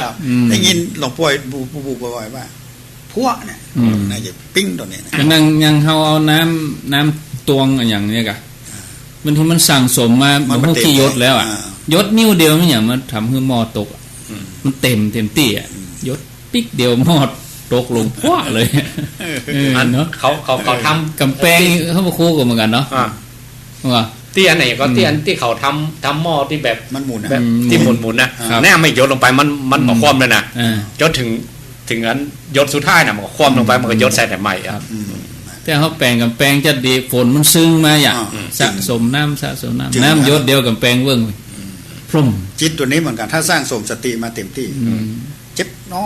ะรู้เนาะพวกตอนนั้นมันให้จิตสว่างโล่งมายึดแล้วก็เทียบว่าอย่างคนแอฟริกาที่มันอดตายมันมาได้ปัญญาปรมัตถ์บารมีหรือว่ามันมาได้ฐานะบารมีนะเพราะมันตายด้วยการอดอยากทุกปีกับภัยแต่โพธิสัตว์คนใดอ่ะและเห็นได้ตายเหมือนกันอดเหมือนกันอาหารตายเหมือนกันอันนี้เทียบเหมือนกันบางคนโดนเวทนาอย่างรถโจรกันอย่างนั้นหรือโดนฆ่าแต่ก็ตายเป่าของโลกมาได้ครับถ้าเหตุใดทุกเจ้าที่มันอยู่ในปากเสือเพิ่นได้เป็นอรหันตาเพราะเพิ่นมีข้อมูลเพิ่นเรียนมาครับเต็มเปี่ยมรอยศสุดท้ายนะครับต้องเจริญมาก่อนข้อมูลในใจนี่สำคัญเหมือนกันนะเทียบนักวิทยาศาสตร์ที่ว่าชื่อว่าเซอร์ไอแซคนิวตันที่เรื่องความดึงดูดของโลกนะเปิ้นไปหันลูกแอปเปิ้ลโลนลงมาปิ้งเลยว่านะแล้วนี่มันตัดสรุปของมันเนาะตัดสรุปเรื่องวิทยาศาสตร์ของมันตัดสรุปว่ามีโลกนี่มันมีแรงดึงดูดแล้วผิดกับตู้เจ้าที่เปิ้นไปเข้าไปในป่าไปหันใบไม้โลนก็ปิ้งได้เป็นอรหันตาหันชัดความเกิดขึ้นตั้งแต่ไปเนี่ยระหว่างคนอีกคนหนึ่งได้ผลงานทางวิทยาศาสตร์ของโลกอ่ะ นี่คนหนึ่งได้ตนเป็นละหันตาคือลักษณะของการ เหมือน โล เดียว ภ กัน ครับ อย่างเดียวกัน เดียวกัน เนี่ยข้อมูลในใจนี่สำคัญเหมือนกัน อันนั้นเปิ้นสั่งสมมาทางวิทยาศาสตร์ อันนี้ช่วงขณะที่เขามีชีวิตอยู่เขามีลมหายใจเขาก็สั่งสมข้อมูล สั่งสมข้อมูล สั่งสม แต่ว่าเขาผมถามเมื่อกี้ว่าบรรดาคนที่นอนป่วยติดเตียงอาจจะมีแต่นี่ถ้ามาสร้างสมมานะจู่ๆมาสอนแม่เจ็บหมอแม่ระลึกรู้คำว่าเจ็บหนอเลย ครับโอ้โห เจ็บอ่ะเจ็บอ่ะไปพ่อมันยังอ่ะ ก็เจ็บติ๊ก เจ็บ ๆกัน ติ๊กกระตุ้ยอ่ะเนี่ยข้อมูลแบบนี้เนาะ ข้อมูลแบบนี้ อย่างที่เปิ้นเล่ากันแถวภาคกลางนี่ทานภาคกลางมีหรอ ครับ ที่ว่าคือว่าอรหังอ่ะ ละหอยไปอ่ะ มันเป็นกลายเป็นเอาละหอยไปอย่า เออ บอกว่าอันพุทโธไปจิ้งโง่ไปอย่า มันสั่งสมมาดัง มันสั่งสมไปดังนั้นน่ะ สินจำมาดังนั้น มันไปซ่อนป่าซ่อนหอยอย่างถึงวันหนึ่งวันนะ มันเป็นนิมิตติต่างกันหรอก ครับ ทำมันอย่างเป็นประจำก็จะติดจิต อันนี้ข้อมูลเนี่ยการสั่งสมนี่สำคัญมาก ครับ ๆให้สั่งสมไปทางใดเองอะ อ๋อ ครับ แล้วตัวนั่นน่ะตัวที่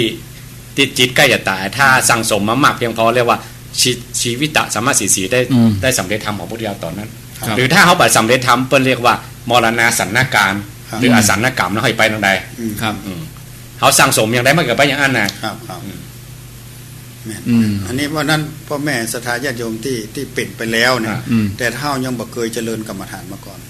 ถ้าได้ยินสิ่งเหล่านี้หมายถึงว่ามันเป็นประโยชน์ยิ่งบอกว่าเขาอาจจะตกก็ได้พลอยโจรที่ว่าบุญเก่าอาจจะมีอาจจะเข้าใจได้อยู่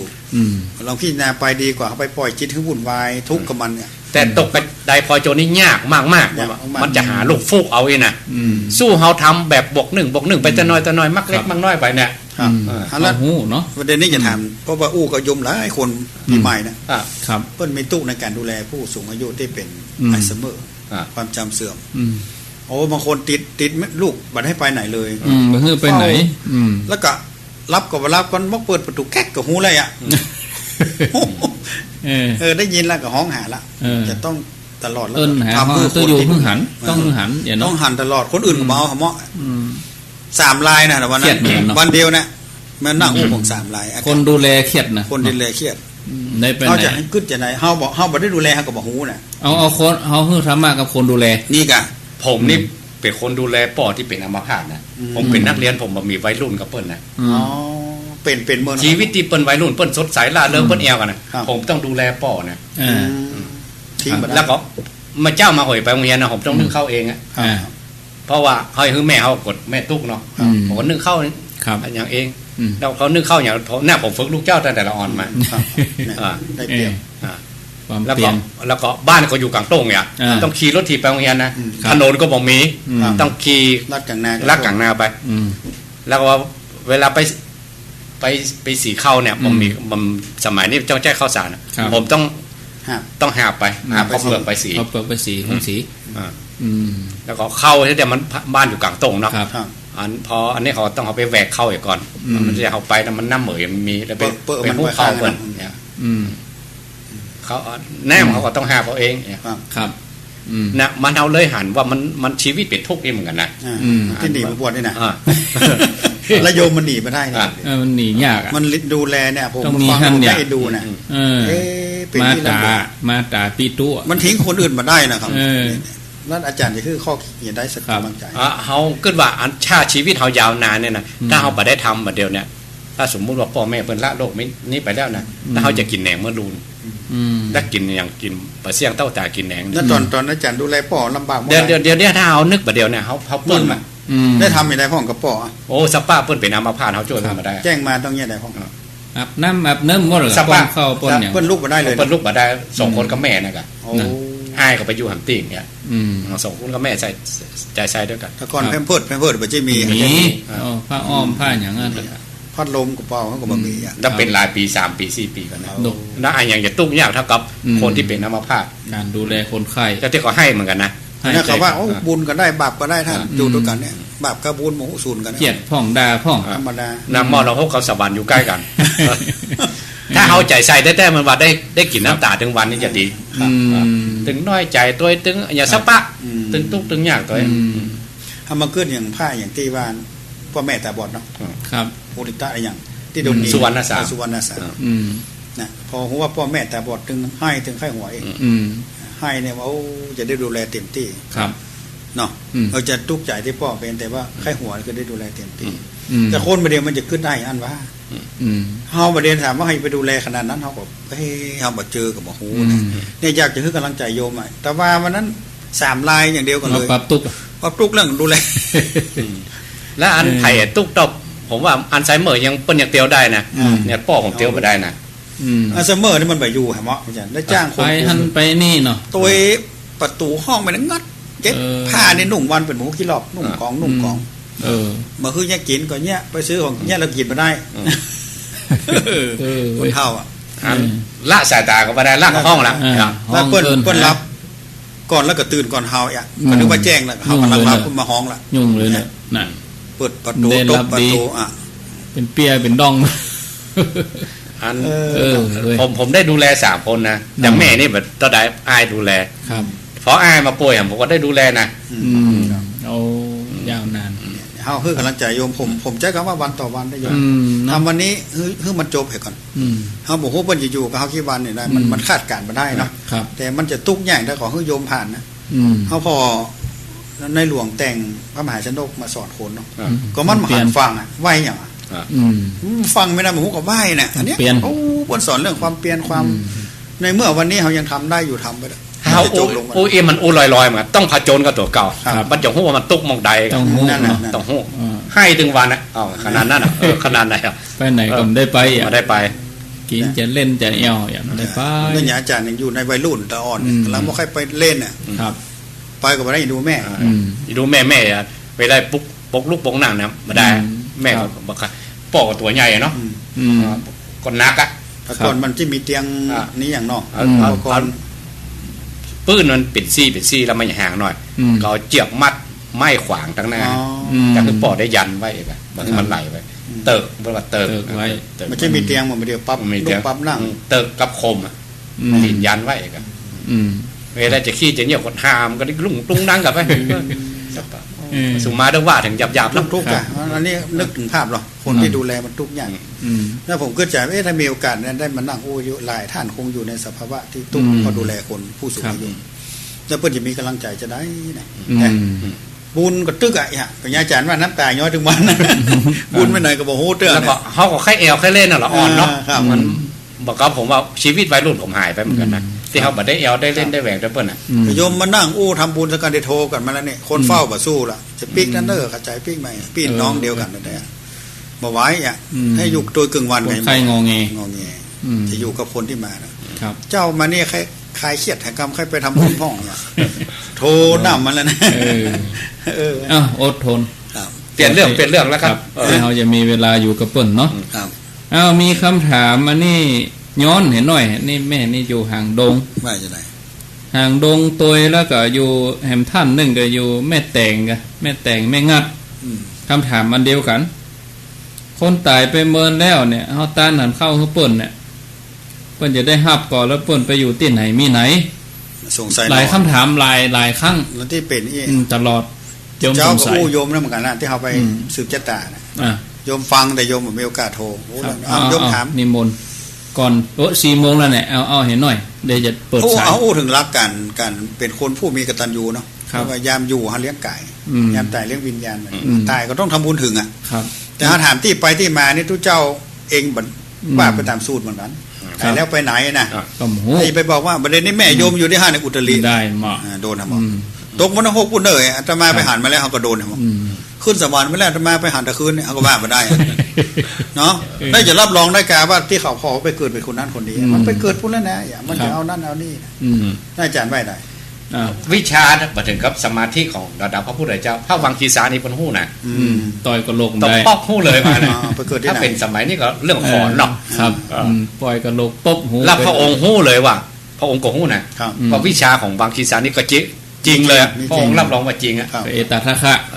มันจะเอตทัคคะทางเมื่อก่อนนั้นแกบวชหรือยังตอนนั้นแกยังบวชด้วยมันนอกศาสนาเขาเนาะนอกศาสนานอกศาสนาก็มีนะใช่ก่อนมาบวชแล้วของเขาเหมือนกันมันก็แม่นนะ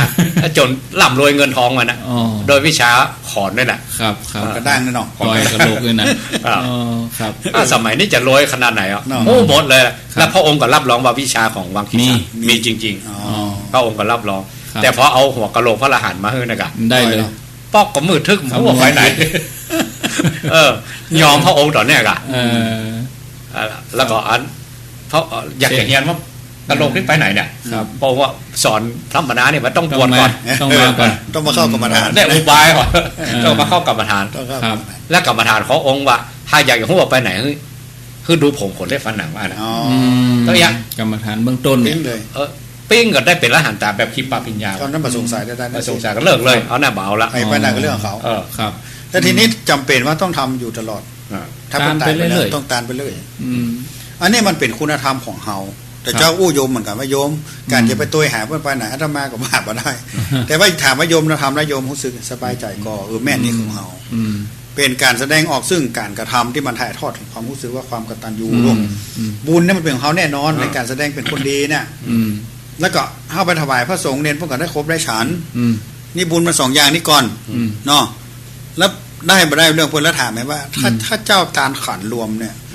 จะได้ก่อสมมติว่าได้ปลาเต้าแกน1จะพา9 คนกับ9 กีบกันก็ไปตาลแกนเนี่ยอาจารย์ว่าได้โยมมาได้ไปเป็นก้อมเป็นย่อยแล้วก็เลยแก้ว่าเอาสมมติว่า9 คนโยมมาแล้วจ่ายกับแป่งสวยไป9 สวยใส่ในขานท่านใส่จะแรงเงี้ยเพิ่นแต่กระสมเปิงกวนมาใช้จานน้อยเดียวขนมเฮียห่อแกะขนมจ๊อกเฮียเนาะห่อหนึ่งใส่เห็ดซีโพนเนี่ยมัน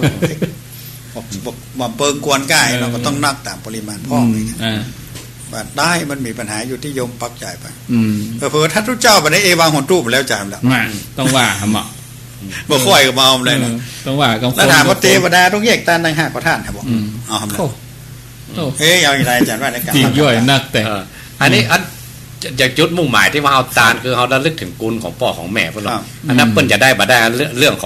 องเปิ้นละคนที่ฮู้ได้ว่าบุญเขาไปถึงบ่ถึงคนเปิ้นต้องได้อภิญญาก่อนเขาบ่ถึงนะเขาบ่ถึงเขาก็ทำตามแบบอย่างท่านอาจารย์ว่าพระองค์วางแบบไว้เองว่าลูกถ้ามีความกตัญญูต่อพ่อต่อแม่เปิ้นละลงนี่ไปแล้วเขาก็ตานหักเข้าเป็นหน้าที่ในทิศทั้ง6อยู่แล้วถึงแม้ว่าเปิ้นจะไปเกิดแล้วนั่นเป็นเรื่องของเปิ้นแต่เฮายังระลึกหูก็ต้องทำอันเนี้ยเหมือนกับคำถาม2 อย่างแล้วนะแต่ที่อุปถากพ่อแม่เนาะที่ว่าเป็นอัลไซเมอร์อันนี้ก็อุปถากตอนที่เปิ้นยังมีชีวิตอยู่เขาเปิ้นละลงนี่ไปแล้วเขาก็เหมือนกับอุปถากเปิ้นเหมือนกันเอาบุญให้เปิ้นนะเอาบุญให้เปิ้นถ้าใจพ่อแม่เหรอถ้าเป็นสามีภรรยาเหรอได้เหมือนเดียวกันอยู่ที่จิตเป็นกุศลถามว่าตัดแล้วอย่าอันนั้นมันตัดด้านความรู้สึกพิธีกรรมตัดความรู้สึกมันตัดแล้วอย่าไปตามอย่างงี้ไม่ตัดกันแล้วอย่าแบ่งสวยเลยอันนี้มันก็ส่วนมากบอกให้ตาลเท่าไหร่เรื่องผมเมียนะส่วนมากตาลหาพ่อแม่แต่ในทำเปตพีมันมีเป็นกู้ครับอุปทานมันมีหรอกโลกแห่งอุปทานเนี่ยครับมันคนอื่นมันนึกอ่ะไม่ไปหาที่ผัวก็ไปหาเมียก็ไปหาผัวอยู่ด้วยกันช่วยคู่กันหรอปอกไปหาลูกไปหาปอยที่เปิ้นปล่อยผีปล่อยเพชร4 เดือนนั่นน่ะ12 เป้งอ่ะจะเป็นกู้ครับโลกแห่งอุปทานเนี่ยคนอื่นมันนึกบ่ได้มันใกล้ชิดกันหรอกไม่อย่างคนที่ใกล้ชิดนะเวลาเปิ้นฮื้อเลือดเปิ้นยังเอาหมู่ญาติกันหรอกมันเลือดกรุ๊ปเดียวกันใกล้ชิดสายเลือดทางวิญญาณนี่ที่จริงเขาคนละคนกันนะและเหตุใดฆ่าพ่อฆ่าแม่ถึงเป็นอันนั้นได้กรรมทั้งที่คนละนะสายใยมันมีถ้าทำบุญกับบุญหนักอ่ะก็ทำบาปก็อนันตริยกรรมเลยก็คนละคนแล้วมันไม่ใช่เกี่ยวกันหรอเหตุใดสายใยแห่งวิญญาณมาถึงเชื่อมกันได้ครับก็อย่างอาจารย์ว่าพ่อแม่ตายเนี่ยเอากระดูกไปก่อกูไว้คนที่ไปไหว้คือลูกจะได้บุญก่อนคนอื่นไปไหว้กันบัดได้ต้องถูกรหัสบุคคล4ก่อนครับต้องเพราะนั้นญาติเท่านั้นที่แบ่งกูนะครับคนอื่นมาได้บุญการทำบุญเหมือนกันว่านั่นเล็งมาที่ญาติก่อนคนได้แบบมีญาติก็ได้ดูน้อยต้องคนอื่นทำเพื่อศพผู้ไร้ญาติเนี่ยแว่นอนๆถูกรหัสบุคคล4ที่ว่าแบ่งกูหรือแบ่งพระธาตุเจดีย์ที่คนจะกราบได้ไหว้นะต้องเป็นสาธารณชนที่กราบไหว้ได้บุญนี่นะมีพระพุทธเจ้าก็เป็นเจ้าพระพุทธเจ้าตัวละหันตาหรือครูบาอาจารย์นับกับพระเจ้าอยู่หัวพระเจ้าแผ่นดินพระเจ้าแผ่นดินโอ้ครั้งพุทธกาลพูดว่าทางแยกเนาะเพราะว่าไปที่อื่นมันรับตาคนกราบมันมหันหรอกเดี๋ยวก็สิแยกไฟแดงร่มต้องจอดหรอกติดป้ายกับติดท่านนะสมัยโบราณเพิ่นใจเกวียนใจล้อไปแปลกที่สีแยกเลยคนหันกับยกมือไหว้แล้วไผ่เป็นคนบอกพ่อองค์ไปบอกเลยนะเดี๋ยวไม่ได้มันกมที่นั่นที่นี้ไปไหว้กันไปเลยลักกิโลใหญ่ไม่ใหญ่ไหว้ลักกิโลแต่ถ้าพ่อแม่เป็นกูไหว้เอาไปลูกหลานไปแปะกูคนอื่นกราบไปได้บุญเพราะบัจเจถูรหัสบุคคลบัจเจบุคคลสาธารณะนายแม่เสลียงตายไป128 ปี ถ้าไปเจอลำปางกันหลักใหญ่เลยอ่ะ ทุกค ไป น นราธิวาส10 กิโล ไอ้เปตงไต่ไว้700 ปี พอเขาอู้ยาวไปเลย4 โมงไปแล้ว เนาะเดี๋ยวลองฮับสายฟังสถาญาติโยมพอเนาะญาติโยมจะอู้จะสนทนาก็ว่าถามปัญหาก็เดี๋ยวมีเบอร์ให้เนอะก่อนที่จะบอกเบอร์นี่ก็ละญาติโยมทางระบบ Facebook ก็เดี๋ยวตักญาติโยม Facebook เห็นสักหน่อยก่อนเนาะป้อกำนันสงวนเวียงป่าเป้าโสภาเสาคำกันหากิษณะพระกิษณะเป็นพระสงฆ์แล้วก็มีท่านพระครูวรธรรมนาถโยมจันทาศรีวิชัยอันนี้อยู่ตังไหนฮ่องกงโอ้ฟังอยู่ฮ่องกงน่ะอยู่ต่างประเทศปุ่นนี่นะอยู่ฮ่องกงอนุโมทนาให้คนเมืองเขานี่เนาะพัชรินสามพิมปาแล้วก็มียางครามก็มาแล้วก็โยมอนงอนุโมทนาสาธุพระคุณเจ้าก็หลายโตนดังจอมตองก็มีโยมเมธินีพิชัยมงคลอนุโมทนาโยมโยสิตาโยมบะแจ้งพื้นที่อาตมาเนาะโยมทินนี่อยู่แม่ริมชัดเจนดีอนุโมทนาเนอะเจียมจิตวงฟั่นอนุโมทนาอำนวยพรวงเมืองคำวิไลพรมณีวันอาจารย์สุภกิจเกษรปาลีอยู่สันกำแพงฟังอยู่ด้วยสเก็ตเนอร์อนุโมทนาสาธุคำผงอุ่นบุญตันแล้วก็เบียงป่าเป้าก็ฟังมาดีชัดเจนดีอนุโมทนาติดตามตั้งระบบ Facebook เนาะโทรศัพท์เบอร์นี้เนอญาติโยมเนอ0998366322 สายแรกเข้ามาเจริญปอนเดี๋ยวเนอใจเย็นเดี๋ยวกดลำโพงก็ได้จากที่ไหนจากแม่ริมเจ้าแม่ริมฟังชัดดีตำบลขี้เล็กเจ้า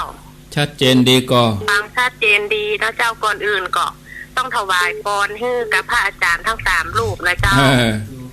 ขอให้มีสุขภาพแข็งแรงมีใบแดงใบม่วงใบเทาใจเยอะๆนะเจ้า และก็มีคำถามจะถามพระอาจารย์นะเจ้าเลยก็เมื่อนี่เจ้าปัสบายเนาะแล้วทีนี้ไปถามครูบาอาจารย์เพิ่นบอกว่าเพื่อตั้งขันไว้นะเจ้ามาเดียวครูบาอาจารย์เป็นผู้เจ้าว่า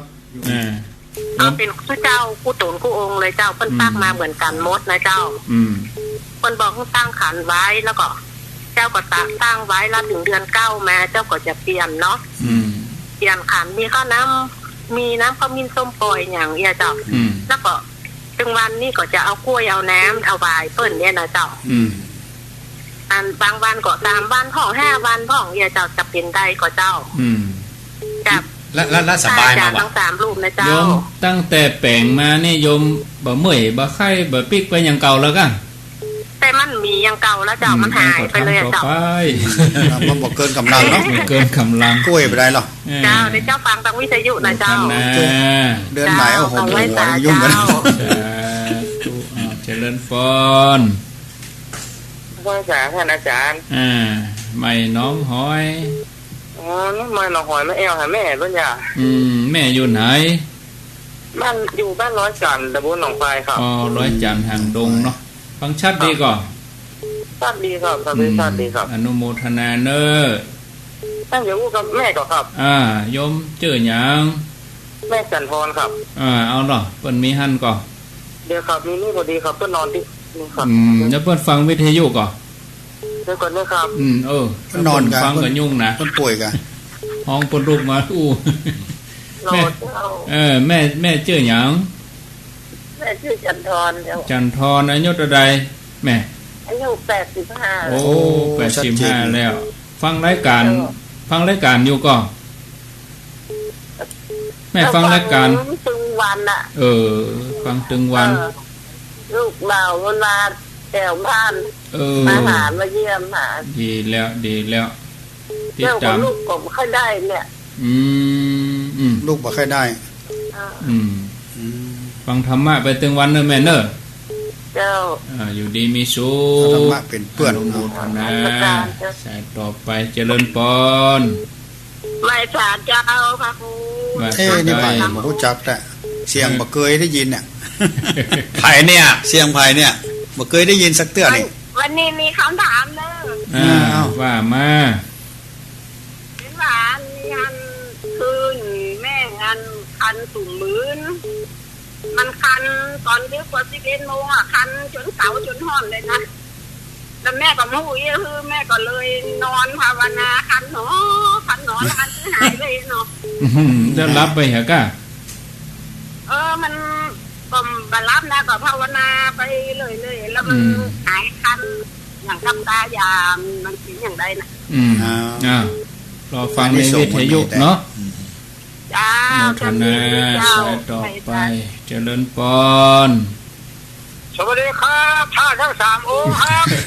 นี่ไผ่ฮะ อันนี้ลุงทอนร้อยซิวสนามแปรครับลุงทอนครับ ลุงทอนร้อยซิวเนาะ คนประจำ ครับ ฟังแล้วเป็นยังได้พ่อ จะมาอวยพรท่านทั้ง3 องค์นี่โอ้ยพรปีใหม่ครับปี62เนี่ยครับ ว่ามาเลย ขอให้โชคดีนะเก่งที่กูเก่งแล้วเนาะครับ อารมณ์ดี บะหมี่ครับนะครับไปยี่นะครับสวัสดีครับกันนะ อารมณ์ดี ครับ สาธุเจริญปนเจริญปนสายต่อไปเจริญปน โอ้ไหว้ศาลเจ้าค่ะโอ้วันนี้3 ศูนย์นี่เข้าใจดีแท้ๆมีของหูกับมันหูนะเจ้าวันเนี่ย แม่อยู่ที่ไหนฟังแล้วมันแม่อยู่ปะกล้วยสุพรรณเจ้าฝากกล้วยสุพรรณ สุพรรณบุรีป่ะตลอดวันนั้นเนี่ย สุพรรณเชียงใหม่ สุพรรณบุรี เจ้า ฟังชัดดีเนาะ เจ้าชัดเจนดีเจ้าฟังตลอดอยู่ดีมีสุขเนอะเจ้าไหว้ศาลทั้ง3 ท่านพระครูนะเจ้าสาธุอันนี้มาขี้ตนก็3 ตนเจ้าจำชื่อเพิ่นได้ก็พระครูสุเมธเนาะเสรีมันก็เจ้าเสรีเนาะต้องสั่นภรรยามันก็เจ้ามันอยู่วัดไหนม่อนฤาษีนั่นก็เจ้าแล้วม่อนยังแถมม่อนแก้วค่ะม่อนห้วยแก้วโมทนาโมทนาเนอะติดกันแล้วแม่2 ม่อนได้ติดกันต่อไปเจริญปนไหว้ศาลเจ้าแม่อ้วนก็ไม่ใช่ธรรมดาแหละติดอยู่เนี่ยว่าจะได้แม่อ้วนเจ้าฟังหนูเด้อเจ้าชัดเจนดีก็ชัดเจนดีเจ้าวันนี้มาขี้ตนวันนี้ก็จำตนเหมือนเดิมมากะจำตนเหมือนเดิมจำได้ก็จำมาได้จ้ะฮะพูดจักมาเคยพูดจักอ่ะมาเคยพูดจักมาเคยพูดจักนะมาพูดจักไปเลยมาพูดจักทุกตนตอนนั้นม่อนแก้วม่อนเนอะมันต้องไปมาถึงประมาณ4 โมงอ่ะดีฝนมาตกห้ามแม่บดพอดีเนาะเจ้าก ลัวฝนอย่างเดียววันนั้นกามมาบ้าออกกามแล้วก็ลวดอ่ะปีพอ4 โมง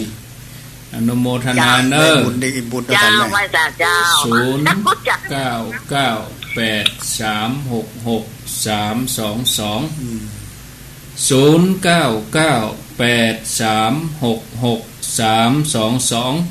สายที่7เข้ามาเลย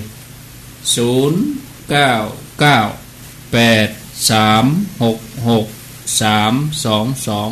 เจริญปนเจริญปนติดแล้วเจ้าจากที่ไหนจากแม่มาคำปันมาเราสันปิงเจ้าเราสันปิงบ้านเรือนนี่เนาะเจ้าเราสันปิงฟังชัดดีกะป่าช้างฟังกระโทษนี่ฟังแล้วเป็นอย่างใดพ่องบ่อนกามีสติสนใจพิกรรมดานนะจ๊ะได้ก็ได้เลยพยายามเอานะจ๊ะพยายามเอาเนาะเจ้าโมทนาเนอเจ้าไว้สาธุ เจริญปนสายที่8ราชการเจ้าจากที่ไหนรายงานตัวปีใหม่ทั้ง3 พระองค์นะเจ้า3 ตน3 พระองค์3 ตนนะเจ้าอยู่ที่ไหนข้า เจ้าจันทิพย์ทักษิณศรีอยู่วัดเกตกาลามเจ้าวัดเกตกา ใน ลา เมือ ม งเชียงใหม่เนาะชัดเจนดีกอชัดเจนดีเจ้า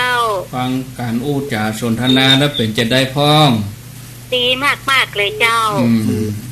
ชัดเจนเข้าใจง่ายเลยเจ้านั่นน่ะได้ไปพอพระธาตุเซิงว่ะไปพอแล้วก็ไปพอธาตุแล้วก็เจ้าพอละเจ้าพอแล้วพอถึงวันน่ะเจ้าพอปันอยู่หันอยู่แจ๊แล้วเจ้าไกลวัดเนาะเจ้าธนาวัดเกตกาลามเจริญพรสายที่9กราบนมัสการพระอาจารย์ทั้ง3ท่านเจ้าค่ะโยมเปียกว่าจะได้เจ้าค่ะวันนี้ฟังแล้วก็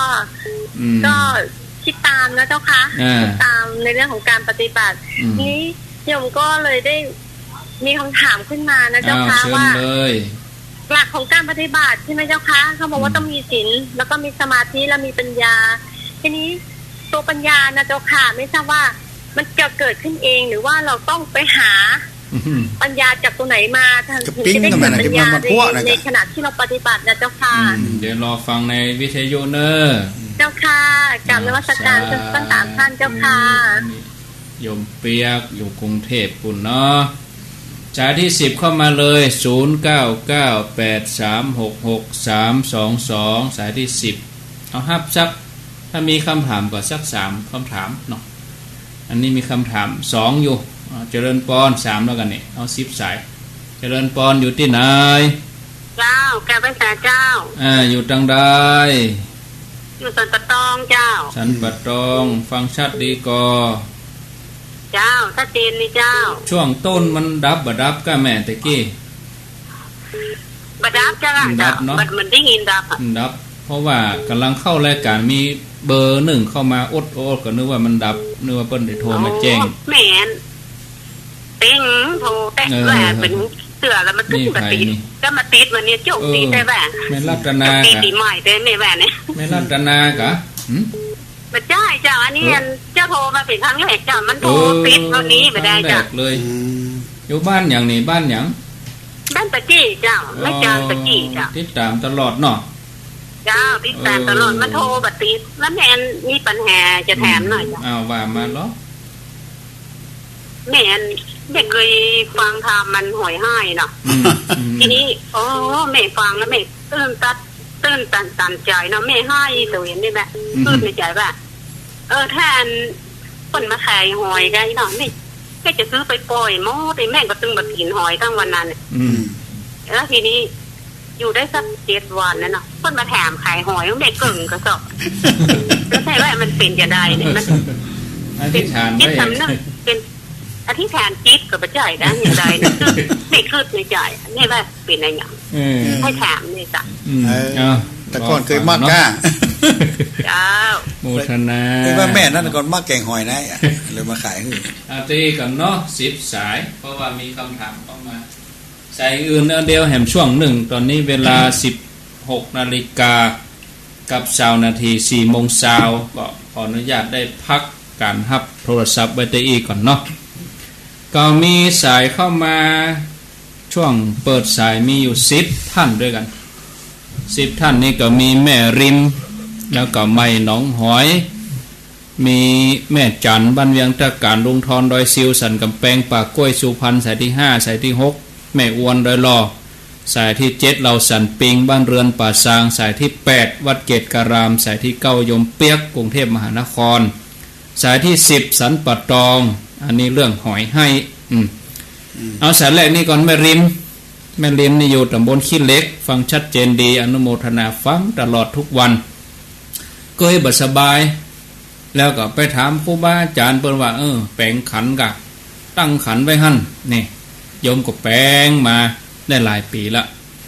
ตั้งแต่แปลงขันก็สบายดีว่ะก็บ่ปิกไปเจ็บไปไข้หยังแล้วทีนี้ก็เปลี่ยนกล้วยเปลี่ยนหยังเอกะเอาถามครูบาอาจารย์จะเป็นยังไงถามว่าดีก่อไอ้กันดีกับดีได้กับได้ก่อเนาะนี่มันเป็นยังไงพระอาจารย์เอาในโลกนี้มีโลกแห่งอุปาทานเนาะการยึดมั่นถือมั่นการยึดมั่นถือมั่นเนี่ย เฮายังไม่ได้เป็นตัวละหันตายังมาต้องออกนอกกำแพงคุกแห่งโลกวัฏสงสารเพราะในโลกแห่งกำแพงคุกนั้นไม่เป็นอย่างไรก็ได้โลกแห่งอุปาทานนะเพราะนั้นถ้าเฮาห้อมใดจับที่ว่าจะทำให้ชีวิตเฮาเจริญงอกงามเนี่ยทำไปขอเนี่ยบ่คือไม่ได้ผิดศีลผิดธรรมแล้วใช่ว่าตึงเดือนมาต้องไก่กู้เนอร์ไอ้น้องกำได้อันนั้นเป็นปานาปฏิบัติแล้วได้ผิดศีลแล้วถ้าโยมทำไปแค่ใส่ผลไม้นะมันเกินวิสัยทำได้แต่ถ้าว่ามันเปลี่ยนเป็นหัวหมูเป็นไก่แล้วก็คงแย่เอาที่มันแบบผิดศีล5น่ะบางคนเรียกว่ามีครูอะมีครูที่เนื่องกันมาในอดีตก็มีนะที่เปิดอยู่ในภพภูมิต่างๆที่เนื่องกันมาได้เกื้อกูลกันก็มีครับแต่ถ้าว่าวาระจิตหาสูงหูธรรมะขึ้นสามารถดูแลจิตตัวเก่าได้เลยนี่ก็เบาละอันนั้นเป็นภาระน้อยคนอย่างลุงหนานว่าถ้าคนที่หลุดพ้นเท่ากับเขางัวคนที่ไปสวรรค์เท่ากับคนที่หน้างัวและคนที่วนเวียนอยู่ด้วยกันแห่งโลกคืออุปทานอย่างพวกเขาทั้งหลายนะเท่ากับคนงัวดึงตัวถ้าเป็นนักเรียนเรียนได้อย่างหรือคนที่มันเกเรนะมันมกของงัวเนี่ยแล้วก็อันที่มันเรียนสูงขึ้นไปมันก็มกขนนางงัวเนี่ยและส่วนมากอ่ะเรื่องตึงขนห่างกันหมดนะเพราะนั้นเขาอยู่ในส่วนใหญ่กลุ่มใหญ่เพราะนั้นอันไหนที่ทางโลกทางธรรมที่ประคัดกันนี่นะที่อันไหนที่เจริญงอกงามทำไปเถอะประคัดสบายใจก็ทำไปจะไม่ได้ผิดศีลผิดธรรมเนอะครับอ้าวคำถามต่อมาอันนี้แม่จันคันเป็นตุ่มเป็นผืนขึ้นมากับเกาไปเกามากับคันอยู่ติ๊กเริ่มจังเนี่ยได้กับคันหนอเฉยเลยคันหนอจนรับกันนึกว่าคาราไมตายเลยท่านพระครูอันนี้มันประจำเป็นทุกรายจะต้องหายนะเพราะว่าเวทนาตัวนี้มันเจ้าของเฮาแท้หรอกถ้ามันเป็นของเฮาแท้สามารถบังคับได้แต่การที่เข้าพิจารณานั่นคือต้องการอยู่กับมันให้ได้ครับแต่มันอาจจะเป็นบุญบางคนเนาะจับห้อมเบิ้ลหายไปเยอะแล้วบางคนก็ว่าข้าเจ้ากำหนดได้ว่ามันยังมาหายยังคันอยู่ทั้งติ๊กมันจะกุลายมันจะทุกคนไปเป็นคนๆเนาะเป็นคน อันนี้แม่อ้วเปิงอะไรที่จริงลูกเพิ่นเป็นแพทย์หญิงกันนะจัดเนี่ยเรื่องตั้งหมอตั้งอย่างนี้มันต้องแน่นอนลูกเพิ่นกตัญญูอยู่แล้วล่ะครับไปปล่อยให้แม่คันได้แต่เมื่อก็มีกรรมฐานไว้อันนี้ดีเอามาใจเพราะว่าเขาได้อันนี้เปิ้นห้องว่าเป็นบทแบบแล้วหรอบทแบบเรื่องบทของอันอื่นเกิดก็มากกว่านี้เนาะบทของสักกตวามีอนุภาพของพระพุทธเจ้าอนุภาพของพระธรรมเจ้าอนุภาพของพระสงฆ์เจ้าเป็นยาเป็นโอสถถังฮักจากโรคกายโรคใจได้ครับบางคนเนี่ยว่าสวดบทนี้เนอะอย่างสักกตวาเนอะเพชฌช่างเนี่ยแก่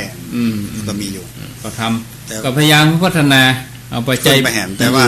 นี่คืออย่างหนึ่งใครอูไม่จันว่าคือแม่เตรียมภาพไว้อย่างว่าปีใหม่เข้ามาอย่างมันจะเสื่อมนอกจากมันจะคันให้มาต่อไปมันจะยิ่งนักกว่านั้นมันจะมีมาแล้วอันนี้ให้ได้บทเรียนละว่าต่อไปถ้าเจ็บกว่านั้นเราต้องระลึกรู้ด้วยสตินะหูที่มันเจ็บมันปวดหายไปว่าเถอะนี่แสดงว่าหันเวทนาชัดถูกเนาะแม่เข้าใจว่าเมื่อมีเวทนาเกิดก็เจริญกรรมฐานได้ดีกว่าไปวุ่นวายซ่อหายาเดือดร้อนวุ่นวายครับอ้าวต่อไปอันนี้จากโยมเปียกกรุงเทพมหานครศีลสมาธิปัญญากรรมว่าศีลก็ทำละปฏิบัติข่มพร่องอะสมาธิก็เจริญไปปัญญานี่เปิ้นจะเกิดจะได้ท่องไปเอาจากที่อื่นกะไปหาที่อื่นกะครับศีลมีหลายระดับนะแต่ศีลบัญญัติเป็นข้อนี่ก็มีนะแต่ถ้าศีลข้อประพฤติปฏิบัติเนี่ยอันนี้เอากรรมหลวงปู่มาเลยหลวงปู่ว่าการที่เขาสำรวมระวังอยู่ตลอดเนี่ยสำรวมตั้งตาหูจมูกลิ้นกายใจก็ดีกายวาจาใจก็ดีที่เขาสำรวมระวังเหมือนออกนอกกรอบเนี่ยอันนี้เรียกว่าศีลหมายใจเป็นข้อนะแล้วเขาขณะที่เขาสำรวมระวังในใจเขาไปไหนเรียกว่าสมาธิแล้วและปัญญาตัวนี้หลวงพ่อจำเนียนเปิ้ลเคยบอกของทุกเจ้าตอนที่เทศอยู่วัดมอนตสีนะว่าถ้าเขาสะสมเรื่องศีลสมาธินักขึ้นเนี่ยสติไม่เกิดขึ้นเองเต็มเปี่ยมแล้วเต็มเปี่ยมสติมันจะเลื่อนขึ้นกลายเป็นมหาสติสติมันเลื่อนขึ้นไปมันคือตัวเดียวกันนั่นแหละตัวเลื่อนมันจะกั้นตัวของมันเองกลายเป็นปัญญาปัญญานักขึ้นกันเป็นปัญญาวิมุตติหลุดพ้นตัดไปเลยปัญญาแต่นี้เอาเข้าใจไงมันเป็นอย่างไรมันหู้อย่างมันเริ่มต้นตั้งแต่สติตัวหู้เลยนะแล้วมันการตัวแล้ว ถ้าหลวงพ่อจำเนียนบอกว่ากลัวเขาจะมาเข้าใจต้องก็อุปมาให้ผมชั้นหนึ่ง ครับ เพิ่นเทียบว่าเหมือนกับน้ำตาลเนี่ยที่เพิ่นปาดตาลมาเนี่ยถ้าไว้บ่เหมือนเนี่ยมันจะส้มแล้วมันจะเน่าอายุมันเหมือน ครับ ถ้าไปต้มเนี่ยกลายเป็นน้ำตาลเป็นน้ำเชื่อม เคี่ยวแล้วไอ้เนาะ มันอายุไม่ยืนมาหน่อย ครับ มันก็คือน้ำตาลนั่นแหละ ครับ แต่เอาน้ำตาลมาเคี่ยวนักขั้นกลายเป็นตั้งเป็นก้อนเป็นน้ำตาลปึ๊ก ครับ อายุก็เหมือนไปหน่อย ครับ แต่เคี่ยวจนมันแห้มอันนั้นกลายเป็น ตั้งเม เป็นตังเมเป็นข้าวฝี อยู่ได้เหมือน เป็นปีพุ่น อ๋อ อันเดียวกัน ยับตัดเนาะ แล้วก็อันเดียวกันนะแต่เหตุใดน้ำตาลที่ตัดมันหมายถ้าเอาไปได้ต้มได้อย่างเหตุนั้นแต่อายุบักกี่วันส้มแล้วเน่าเลย เหมือนกับปัญญาที่มันแบบเต็มที่ มันได้เคี่ยวเข็น มันไม่ได้เคี่ยวเข็นมัน ครับครับ ถ้าอู้ถึงว่าถึงระดับปัญญาคือมันเป็นข้าวฝีไปละเป็นน้ำตาลปึ๊กเป็นอย่างพุ่นอ่ะ ครับ แล้วมันมาจากไหนก็มาจากน้ำตาลที่ไปเป็นน้ำนี่แหละ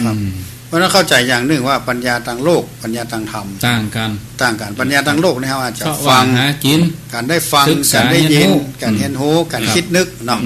แล้วก็ได้ห้อมมันชอบว่าหากินการอย่างนักวิทยาศาสตร์คิดนั้นคิดนี้ขึ้นมาอันนี้ปัญญาอย่างหนึ่งแต่ปัญญาทางธรรมหมายว่าพระพุทธเจ้ามุ่งหมายว่าเพื่อเราหลุดพ้นเขาจะมีปัญญาได้ถึงละอัตตาตัวตนที่ความยึดมั่นถือมั่นอุปทานเนี่ย ตัวนี้ มันจะต้องหูจนมันเกิดสภาวะที่มันเบื่อหน่ายแล้วก็ปล่อยวางนั่นน่ะตัวเนี้ยถ้ามันเป็นปัญญานี่คือปัญญาเกิดจากการภาวนามันจะ แล้ว ต้อง มันหมายจะเกิดขึ้นลอย มันต้องเต็มที่เพื่อน ๆต้องสั่งสมกันแต่สติระลึกรู้นี่ก่อน ตอนนี้มันต้องไปห้ามเจ้าไผ่กะปัญญานี่ มันจะเกิดขึ้นในตัว อ๋อ ของเองมันจะว่าต้องไปห้าครูจะ นึกว่าไปต้องไปห้ามเอาขันก่อน เอาห้ามเอาขันปัญญา แต่ว่ามูพิเศษนี่มีก่อนก็เรียกว่าคิปะพิญญา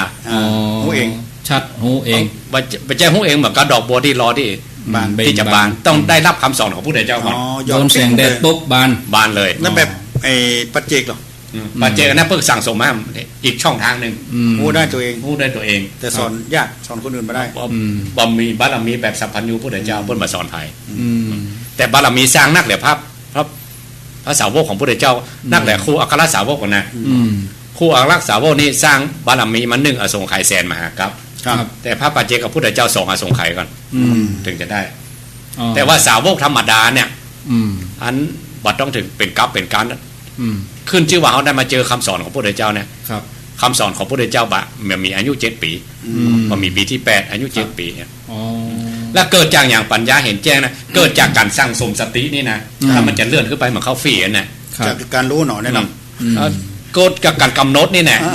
สั่งสมขึ้นไปสั่งกันขึ้นไปสติไม่กลายเป็นมหาสติ ใช้เวลายาวนานมากขึ้นอยู่กับอย่างขึ้นกับความเพียรเขา แต่ละคนโดยสร้างสมมาเก่านักก่อแล้วมาจัดนี้มาทำได้เต็มที่เนี่ยว่าเต่ากันหมดอันนั้นเนี่ยเรียกบุญเก่าบุญเก่าไม่ใช่เพราะนั้นบุญเก่าบุญเก่าเนี่ยอย่างแต่ว่าเขาเอาเกณฑ์มาตรฐานมาก่อนว่าเขามันเอากั้นออกอยู่ที่ความเปลี่ยนกรรมแล้วบุญของคนเวลาเข้าปฏิบัติก็แตกต่างกันบางคนเพิ่นมันมีทุกขเวทนานักก็มีก็ไปเว้ยบางคนก็ต้องเจออย่างต้องมีเป็นด้านจะขึ้นเหมือนกันก็ไม่ใช่บางคนไปนั่งโอ้มันมีอย่างหรอสบายบางคนก็ยังมันเจ็บแต่ว่าน่ะโหแล้วยังเหมือนกันครับอันนี้คือตัวแตกต่างแต่เวลาเปิ้นสอบอารมณ์นี่ถ้าว่าไปนั่งปฏิบัติสัก7 วัน8 วันเปิ้นถามถ้ามันได้อย่างนี้เปิ้นไล่ออกไปนะได้อย่างได้อย่างแสดงว่ายากแต่เจ็บนังว่าแต่ถ้าสภาวะบ่เกิดก็ยังดีที่ว่ามาหูกองปฏิบัติได้ก็เนี่ยจะได้ก็ดีกว่าแบบเนี้ยเหมือนกันนะอันนั้นที่โยมถามว่าปัญญานี่มันเกิดมาจากไหนอันอย่างเป็นตัวปัญญาถ้าเขาอู้กันแบบปริยัติคือคำสอนทั่วไปนี่ได้กับฝ่ายได้ยาวไปนะครับแต่ว่าปัญญาตัวนี้มันจะเกิดจากการสั่งสมสติเนี่ยมันจะเลื่อนขึ้นไปนักขึ้นไปเป็นมากเล็กมากน้อยไปก่อนแล้วมากขยานตัวนี้ถึงจะเกิดเองครับเอาอย่างพื้นฐานที่ว่าเกิดปัญญาอย่างบางคนว่าเอ้าหลังจากที่ปฏิบัติมาแล้วเนี่ยเทียบพอมันดีขึ้นก่อนดีกันดีความคิดอย่างบันดีพ่อก็แปลกนะแต่ก่อนถ้าเคยเป็นอย่างนี้ประเดี๋ยวมันละได้จะได้ความโมโหโทโสความยึดมั่นถึงมันคลายลงตัวลงได้แต่ก่อนโคตรเมินนะเดี๋ยวนี้โคตรเมินเนี่ยเนี่ยคือมันเริ่มเกิดปัญญาเก่าหรอไปวันนั้นไปเจอทุกเจ้าเอโปกูบอกข้าวเลยนะนี่แย่เนอะเอ้าสันปะต้องถามว่าเคยฟังธรรมหอยให้ทีนี้ก็ตั้งเจตนาไปป้าเปิ้นขายหอยที่ไหนก็จะเอาซื้อไปปล่อยทีนี้อันนี้ส่งเกิดขอเลยเอามาให้กระสอบห หอยแปลง ท่านพระครู อันนี้จะไปประกาศทางยุทธแต่แม่อยู่บ้านท่านผัดไทย ได้ หอยมันบ่ได้ลำรถเขามันกินทั่วบ้านทั่วเมืองเนาะไม่จะได้อันนี้เป็นอาจินไตยข้อหนึ่งเหมือนกันเรียกว่ากรรมเรื่องกรรมนี่นะเรื่องกรรมเขาบาสามารถจะหู้ได้ว่ามันเนื่องกันอย่างไรวันนี้บุญแรงอธิษฐานของแม่นี่ก็ได้เพราะฟังธรรมแล้วอันนี้ส่งของธรรมมันเกิดอยากจะปล่อยหอยหรือบางทีหอยนั้นมันสร้างบุญมานักมันอยากจะโป้เนี่ยมันก็อธิษฐานใจว่าขอคือปะคนใจบุญที่มันเนื่องกันเนี่ยอันนี้เป็นเรื่องอาจินไตยในไผ่ภาษามารถจะหู้ได้นะแต่เฮาอู้ในคณะปัจจุบันนิยมได้หู้ใจปัจจัยลูกฟุกแล้วปัจจัยเหตุบังเอิญมันจะมาห้อมได้เขาบอกหู้เพราะนั้นระหว่างที่แม่อธิษฐานว่าขอได้ช่วยหอยมันอาจจะเนื่องกันนะอธิษฐานของมันน่ะก็มันตุกมันยากไม่อย่าไปตายแล้วอย่าเดี๋ยวถามว่ามันเป็นวิถีบุญของบุญนะครับบุญนั่นน่ะแต่มันมาด้วยไงอันนี้เป็นเรียกว่าอาจินไตยเรื่องของกรรมของเวรถ้าเกินไปครับว่ามันเป็นอาจินไตยเกินที่เขาจะหูมันโยงใยกันถ้าบักเกินที่เขาหูก็บอกว่ามันพอดีหรอคนนึกก็อยากขายคนนึกก็อยากซื้อเนาะอันเจนั้นก็ซื้อปล่อยเหรอแต่ถ้าแม่ประกาศทางยูแม่ฮับซื้อหอยปล่อยวันนึงเข้ามาหลายลำโลดยุ่งกันฮับสายแฮมช่วงหนึ่งเนาะ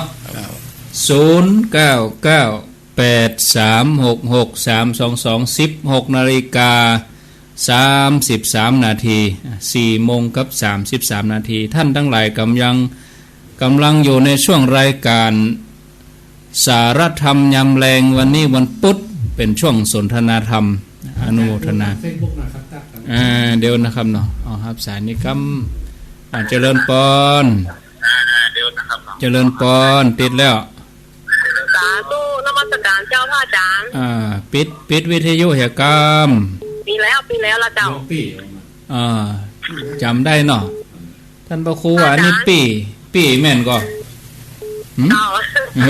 แม่นละดอกแม่นแล้วว่าจะได้พระอาจารย์พระเจ้ามีเรื่องจะถามมาดอกมาเลยเวลาไปทำบุญนี่เนาะพวกเราทำบุญกอบปีติอยู่แล้วแต่ถ้าคนอื่นคนทำนะเขาก็ปีติจะเปิดจะดีดูเลยจ้ะมันเป็นเขาว่าดีเขาว่าแบบดีกับปีตินี่ปีติสวยเนาะเดี๋ยวรอฟังในวิทยุคำถามเดียวกันคำถามเดียวเจ้านมัสการเจ้าทั้ง3รูปเลยนะเจ้าดีมีสุขเจริญพรสายที่2เจริญพรอยู่ตั้งได้อยู่ถวายเจ้าบ้านถวายบ้านถวายหางดงโยมแม่อายุต่อได้อายุ71ชื่อโยมแม่ยังแม่มาไล่ฟังมื้อนะกะฟังรายการมื้อล่ะฟังมามื้อละกะฟังหมดหลายปีแล้วเจ้าฟังถ้าที่ก็ออกเนาะที่ตั้งเจริญน่ะแม่นกะกำลังออกนี่ได้ปีพอดีแม่กำลังออกได้ปีพอดีออก1 มกราคม 61ก่อนนั้นน่ะผู้สอนผู้โอมโมทนาเนอแต่ว่านี่เพิ่นเอาเทปออกเทป22 มกราคม 61จากราชการเจ้าจากที่ไหนจากควายหางดงเจ้าน้องควายหางดงมีคำถามก่อนขอถามนะเจ้าว่าในกรณีคนที่มันเป็นหน้าขี้ร่างทรงจ้ะอย่างนี้ว่าต้องไปทำกรรมทำเวรอย่างก่อเพราะว่าในพระพุทธศาสนาเพิ่งมีสอนไว้ประจำ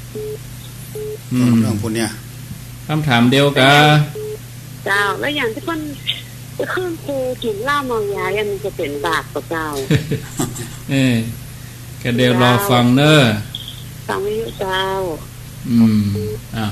เจริญปอนติดแล้ว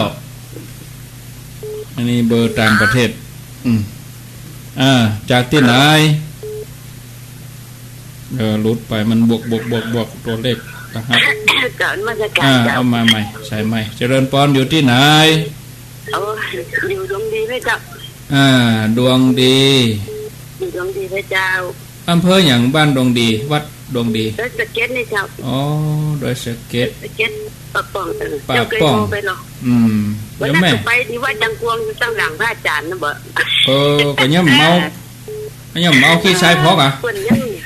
พระอาจารย์ยังนุ่มอยู่เนาะเดี๋ยวขอแทรกนะเนาะแม่ฮู้จักครูวิภาโยมแม่ฮู้จักครูวิภาก็ว่ะฮู้จักเจ้าฮู้จักน่ะโยมแม่อายุเท่าใด67แล้วครูวิภานี่เนาะเคยหันเคยอยู่ห่วม80ปลายแล้วเจ้า80ปลายล่ะนี่น่ะเจ้าคุณได้สอนลูกเจ้าอยู่ดีกันเนาะแม่ถามปัญหาถามปัญหาก็อันนี้เล่ากินเนี่ยละแต่เดี๋ยวมันก็อาหารใจเนี่ยฟังอาหารใจเนี่ยฟังแล้วเป็นยังไงพ่อนี่มันอิ่มนิดเดียวเนาะแต่อาหารใจนี่มันตึงไม่อิ่มดีเจ้าอาหารใจนี่ถ้าเขามีในตัวเขาตึงมันมีให้รักเราให้จานเนาะอันนี้แน่นอนกาแต่สุบันราคานี่เอาไว้ที่อย่ามาได้คนรักของเขาเจ้านี้อย่างอู้ท่านสวัสดีปีใหม่เลยสวัสดีปีใหม่ตลอดนะเจ้าโมทนาจะแน่มีคนฟังเนาะมีคนโทรฟังเลยก็มีกำลังใจเหมือนกัน0998366322เจริญปอนธรรมสกาเจ้าจากที่ไหน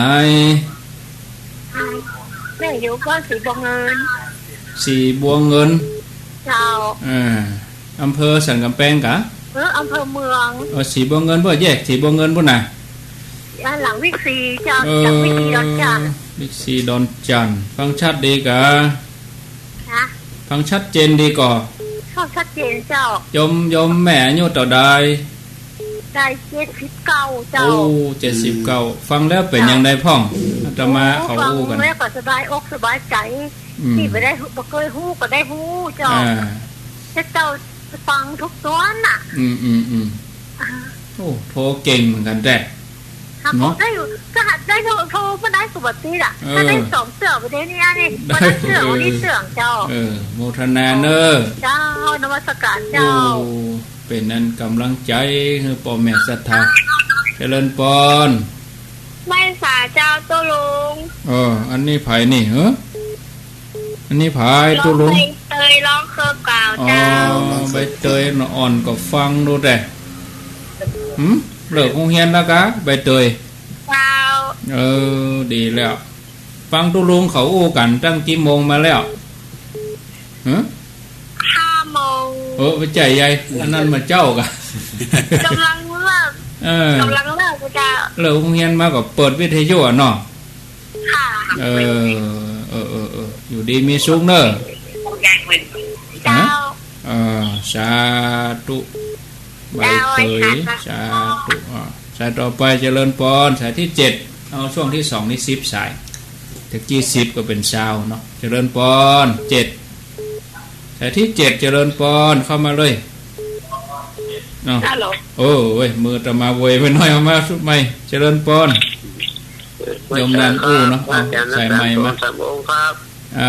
ทำมาวังกะครับผมทำมาวังทำมาวังไม่กุ้งชัดเจนดีก่อนชัดเจนครับ96เนาะครับผมขอแทรกหน่อยว่าป้อวิรุณนี้อุปถัมภ์แม่ได้ป้อพิรุณก็ได้ดูแลแม่เหมือนกันเนาะครับผมได้ยินอาจารย์พระครูสุเมธอู้แล้วผมก็นึกถึงก็รู้สึกโอ้ไม่ใช่ธรรมดาเหมือนกันถ้าคนธรรมดาทำไม่ได้นี่ก็ได้แต่โอกาสยากอย่างท่านพระครูว่าทำเฮียเมื่อเปิ้นอยู่นี่เนาะครับโมทนาก็พิรุณอาจารย์โซภาพแข็งแรงกุศลเนอะได้กิจการนะครับอาจารย์ครับผมเจริญปอนสายที่8สายที่8ไว้สาเจ้าจากที่ไหนจากบ้านหงเจ้าบ้านหงบ้านหยังบ้านหงก็บ้านหงนะไก่บ้านห้วยแห่เนาะจากบ้านห้วยแห่อย่าทานไม่ลองอย่าฟัง96ชัดดีก่อนเจ้าชัดเจนดีเจ้าก็นี่แม่เจ้าก็ได้ยินตุลุงยองเนาะเจ้าได้ยินซึ่งฟั ฟังเป็นวันเจ้าอันนี้ได้ยินชัดเจนดีเจ้าชัดเจนดีทุกคนฟังเป็นเจ้าเป็นคำโมทนาเจ้าไว้จ้าเจ้าญาสิมทุบ้านห้วย5สายที่9เจริญพรเจริญพรสายที่9 478ติดแล้วสายใหม่มาเจริญพรสายที่9ไหว้ศาลเจ้าท่านพระครูว่าจะได้ใส่อูท่านพระครูซื้อแม่ก็ได้ใส่พอละอ่อน14เหมือนเดียวกันนั่งเนาะปกลุกปกนั่งรถเข็นดูแลใจใส่ข้าวกูขับกูมือไปไหนก็กลับมาบ้านนะก็มาดูแลใจเหมือนเดียวกันเนี่ยเนาะไปไหนเบิ้นก็ได้ห่วงไปไหนเบิ้นก็ได้ละคนอื่นป้อนข้าวก็บ่กินเห็นนะคนอื่นป้อนข้าวก็บ่จู้เหี้ยะก็แล้วจ้าโมทนาเด้อแม่สายใหม่เข้ามาเจริญพรสายที่9กราบพระเจ้าจากไหนฟังจากกำแพงเจ้าสันกำแพงฟังชัดดีกะเจ้าชัดดีเจ้ามีคำถามก็วันนี้มาถามเจ้าว่าเวลาพอนะฟังแล้วเป็นยังไงโทรอย่าบัดตันเพื่อนวันนี้โทรฟังตั้งเฟซถอดตั้งเฟซบุ๊กหันก็จะมาเขานั่งอู้กันนี่ก็เจ้าแต่ถ้าให้ดูย้อนได้นะให้ดูแถมกันดูย้อนแถมดูย้อนแถมได้กะเจ้าโมทนาเนอสันกำแพงเจ้าดีใจได้ยินทันละสาธุนอสาธุสายสุดท้ายที่นาย972เจริญพรตั้งใต้นี่เข้ามาเลยลมเอาฟังวิทยุเอาสายใหม่เข้ามาเจริญพรจากที่ไหนสันทรายเจ้าสันทรายบ้านหยางสันทรายแม่ขาวสันทรายเจ้าแม่ขาวสันทรายฟังชัดดีกะสันชัดดีแม่ขาวไปตั้งปุ่นมอพยาปุ่นเนาะถนนเรียบเมืองปุ่นฟังแล้วเป็นยังได้พ่องม่วนเนี่ยค่ะมีคำถามก็มีคำถามก็บอกว่าจะถามมันท่านตั้งน้อยว่าซึ่งวันนี้เจ้าสวดมนต์อยู่กับเจ้าก่ออุทิศส่วนบุญส่วนกุศลเพื่อลูกเพื่อหลานนี่จะเป็นได้ก่อนอุทิศให้ลูกให้หลานเปิ้นยังมีชีวิตอยู่ก่อมีชีวิตอยู่ค่ะต้องเป็นแผ่เมตตาเนาะเดี๋ยวรอฟังเนอะรอฟังในวิทยุเนอะเจ้าขอมือโวยไปมาใหม่ทำยังแถมแม่ทำยังแถมมาได้ละมือโวยไปเพราะว่าเวลามันจำกัดเวลาโยมจะถามนี่โยมจะต้องเอาคำถามที่กึดไว้แล้วก็เขียนใส่เนาะแล้วก็ถ้าว่าอาตมาจบสนทนาถ้าบอกเจริญพรถ้าไหว้สานี่คือเขาจบสนทนากันก็จะกดทันทีนะเอามาอาจจะเป็นสายเดิมเปิดโอกาสให้เปิดหน่อยเจริญพรดูทั้ง3ตัว3องค์ไม่ถามสักหน่อยได้ก็เจ้าแม่อยู่ที่ไหนไม่อยู่ทางซ้ายหลวงเพว่าจะได้ถามแม่ต้องใจแม่เป็นบ้าไม่ใจว่ามีผัวแม่ตายลูกไม่ตายแล้วไม่ตายเนี่ยเข้าแล้วมียายข้างบ้านจำแม่ไปถามเจ้าเข้าสงแล้วแม่ว่าหัวเอากระหังมันตายแล้วรู้มันลูกมันนั่งกู้งอกอู้เป็นโคถึงแม่ว่ะเดี๋ยวปีมันเนี่ยแม่ได้ยังโอ้แม่ว่าภาษาไม่น้อยแม่กับไม่ดีนะแม่ว่าใดก็แม่กับว่าโหก็หันลูกมันตายก็พ่อต้องลูกประสบอุบัติเหตุไปถามนี่อย่างเจ้าทรงไม่กับบ้านอย่างเนาะเพราะว่าเขาตอนพ่อผัวแม่มีชีวิตอยู่เพิ่นเคยไปถามเพราะว่าเพิ่นเป็นบ่าวอยู่แต่เพิ่นเตียวเข้าไปแล้วเจ้าทรงมาว่าโอ้นี่มีลูก2คนแล้วผัวแม่ก็ว่าผมก็ลั่นเดี๋ยวมาถามเรื่องเนื้อกุ้งครับผิดชอบโดยอาตมาภาพพระสาธิตธีรปัญโยผู้อำนวยการสถาบันธรรม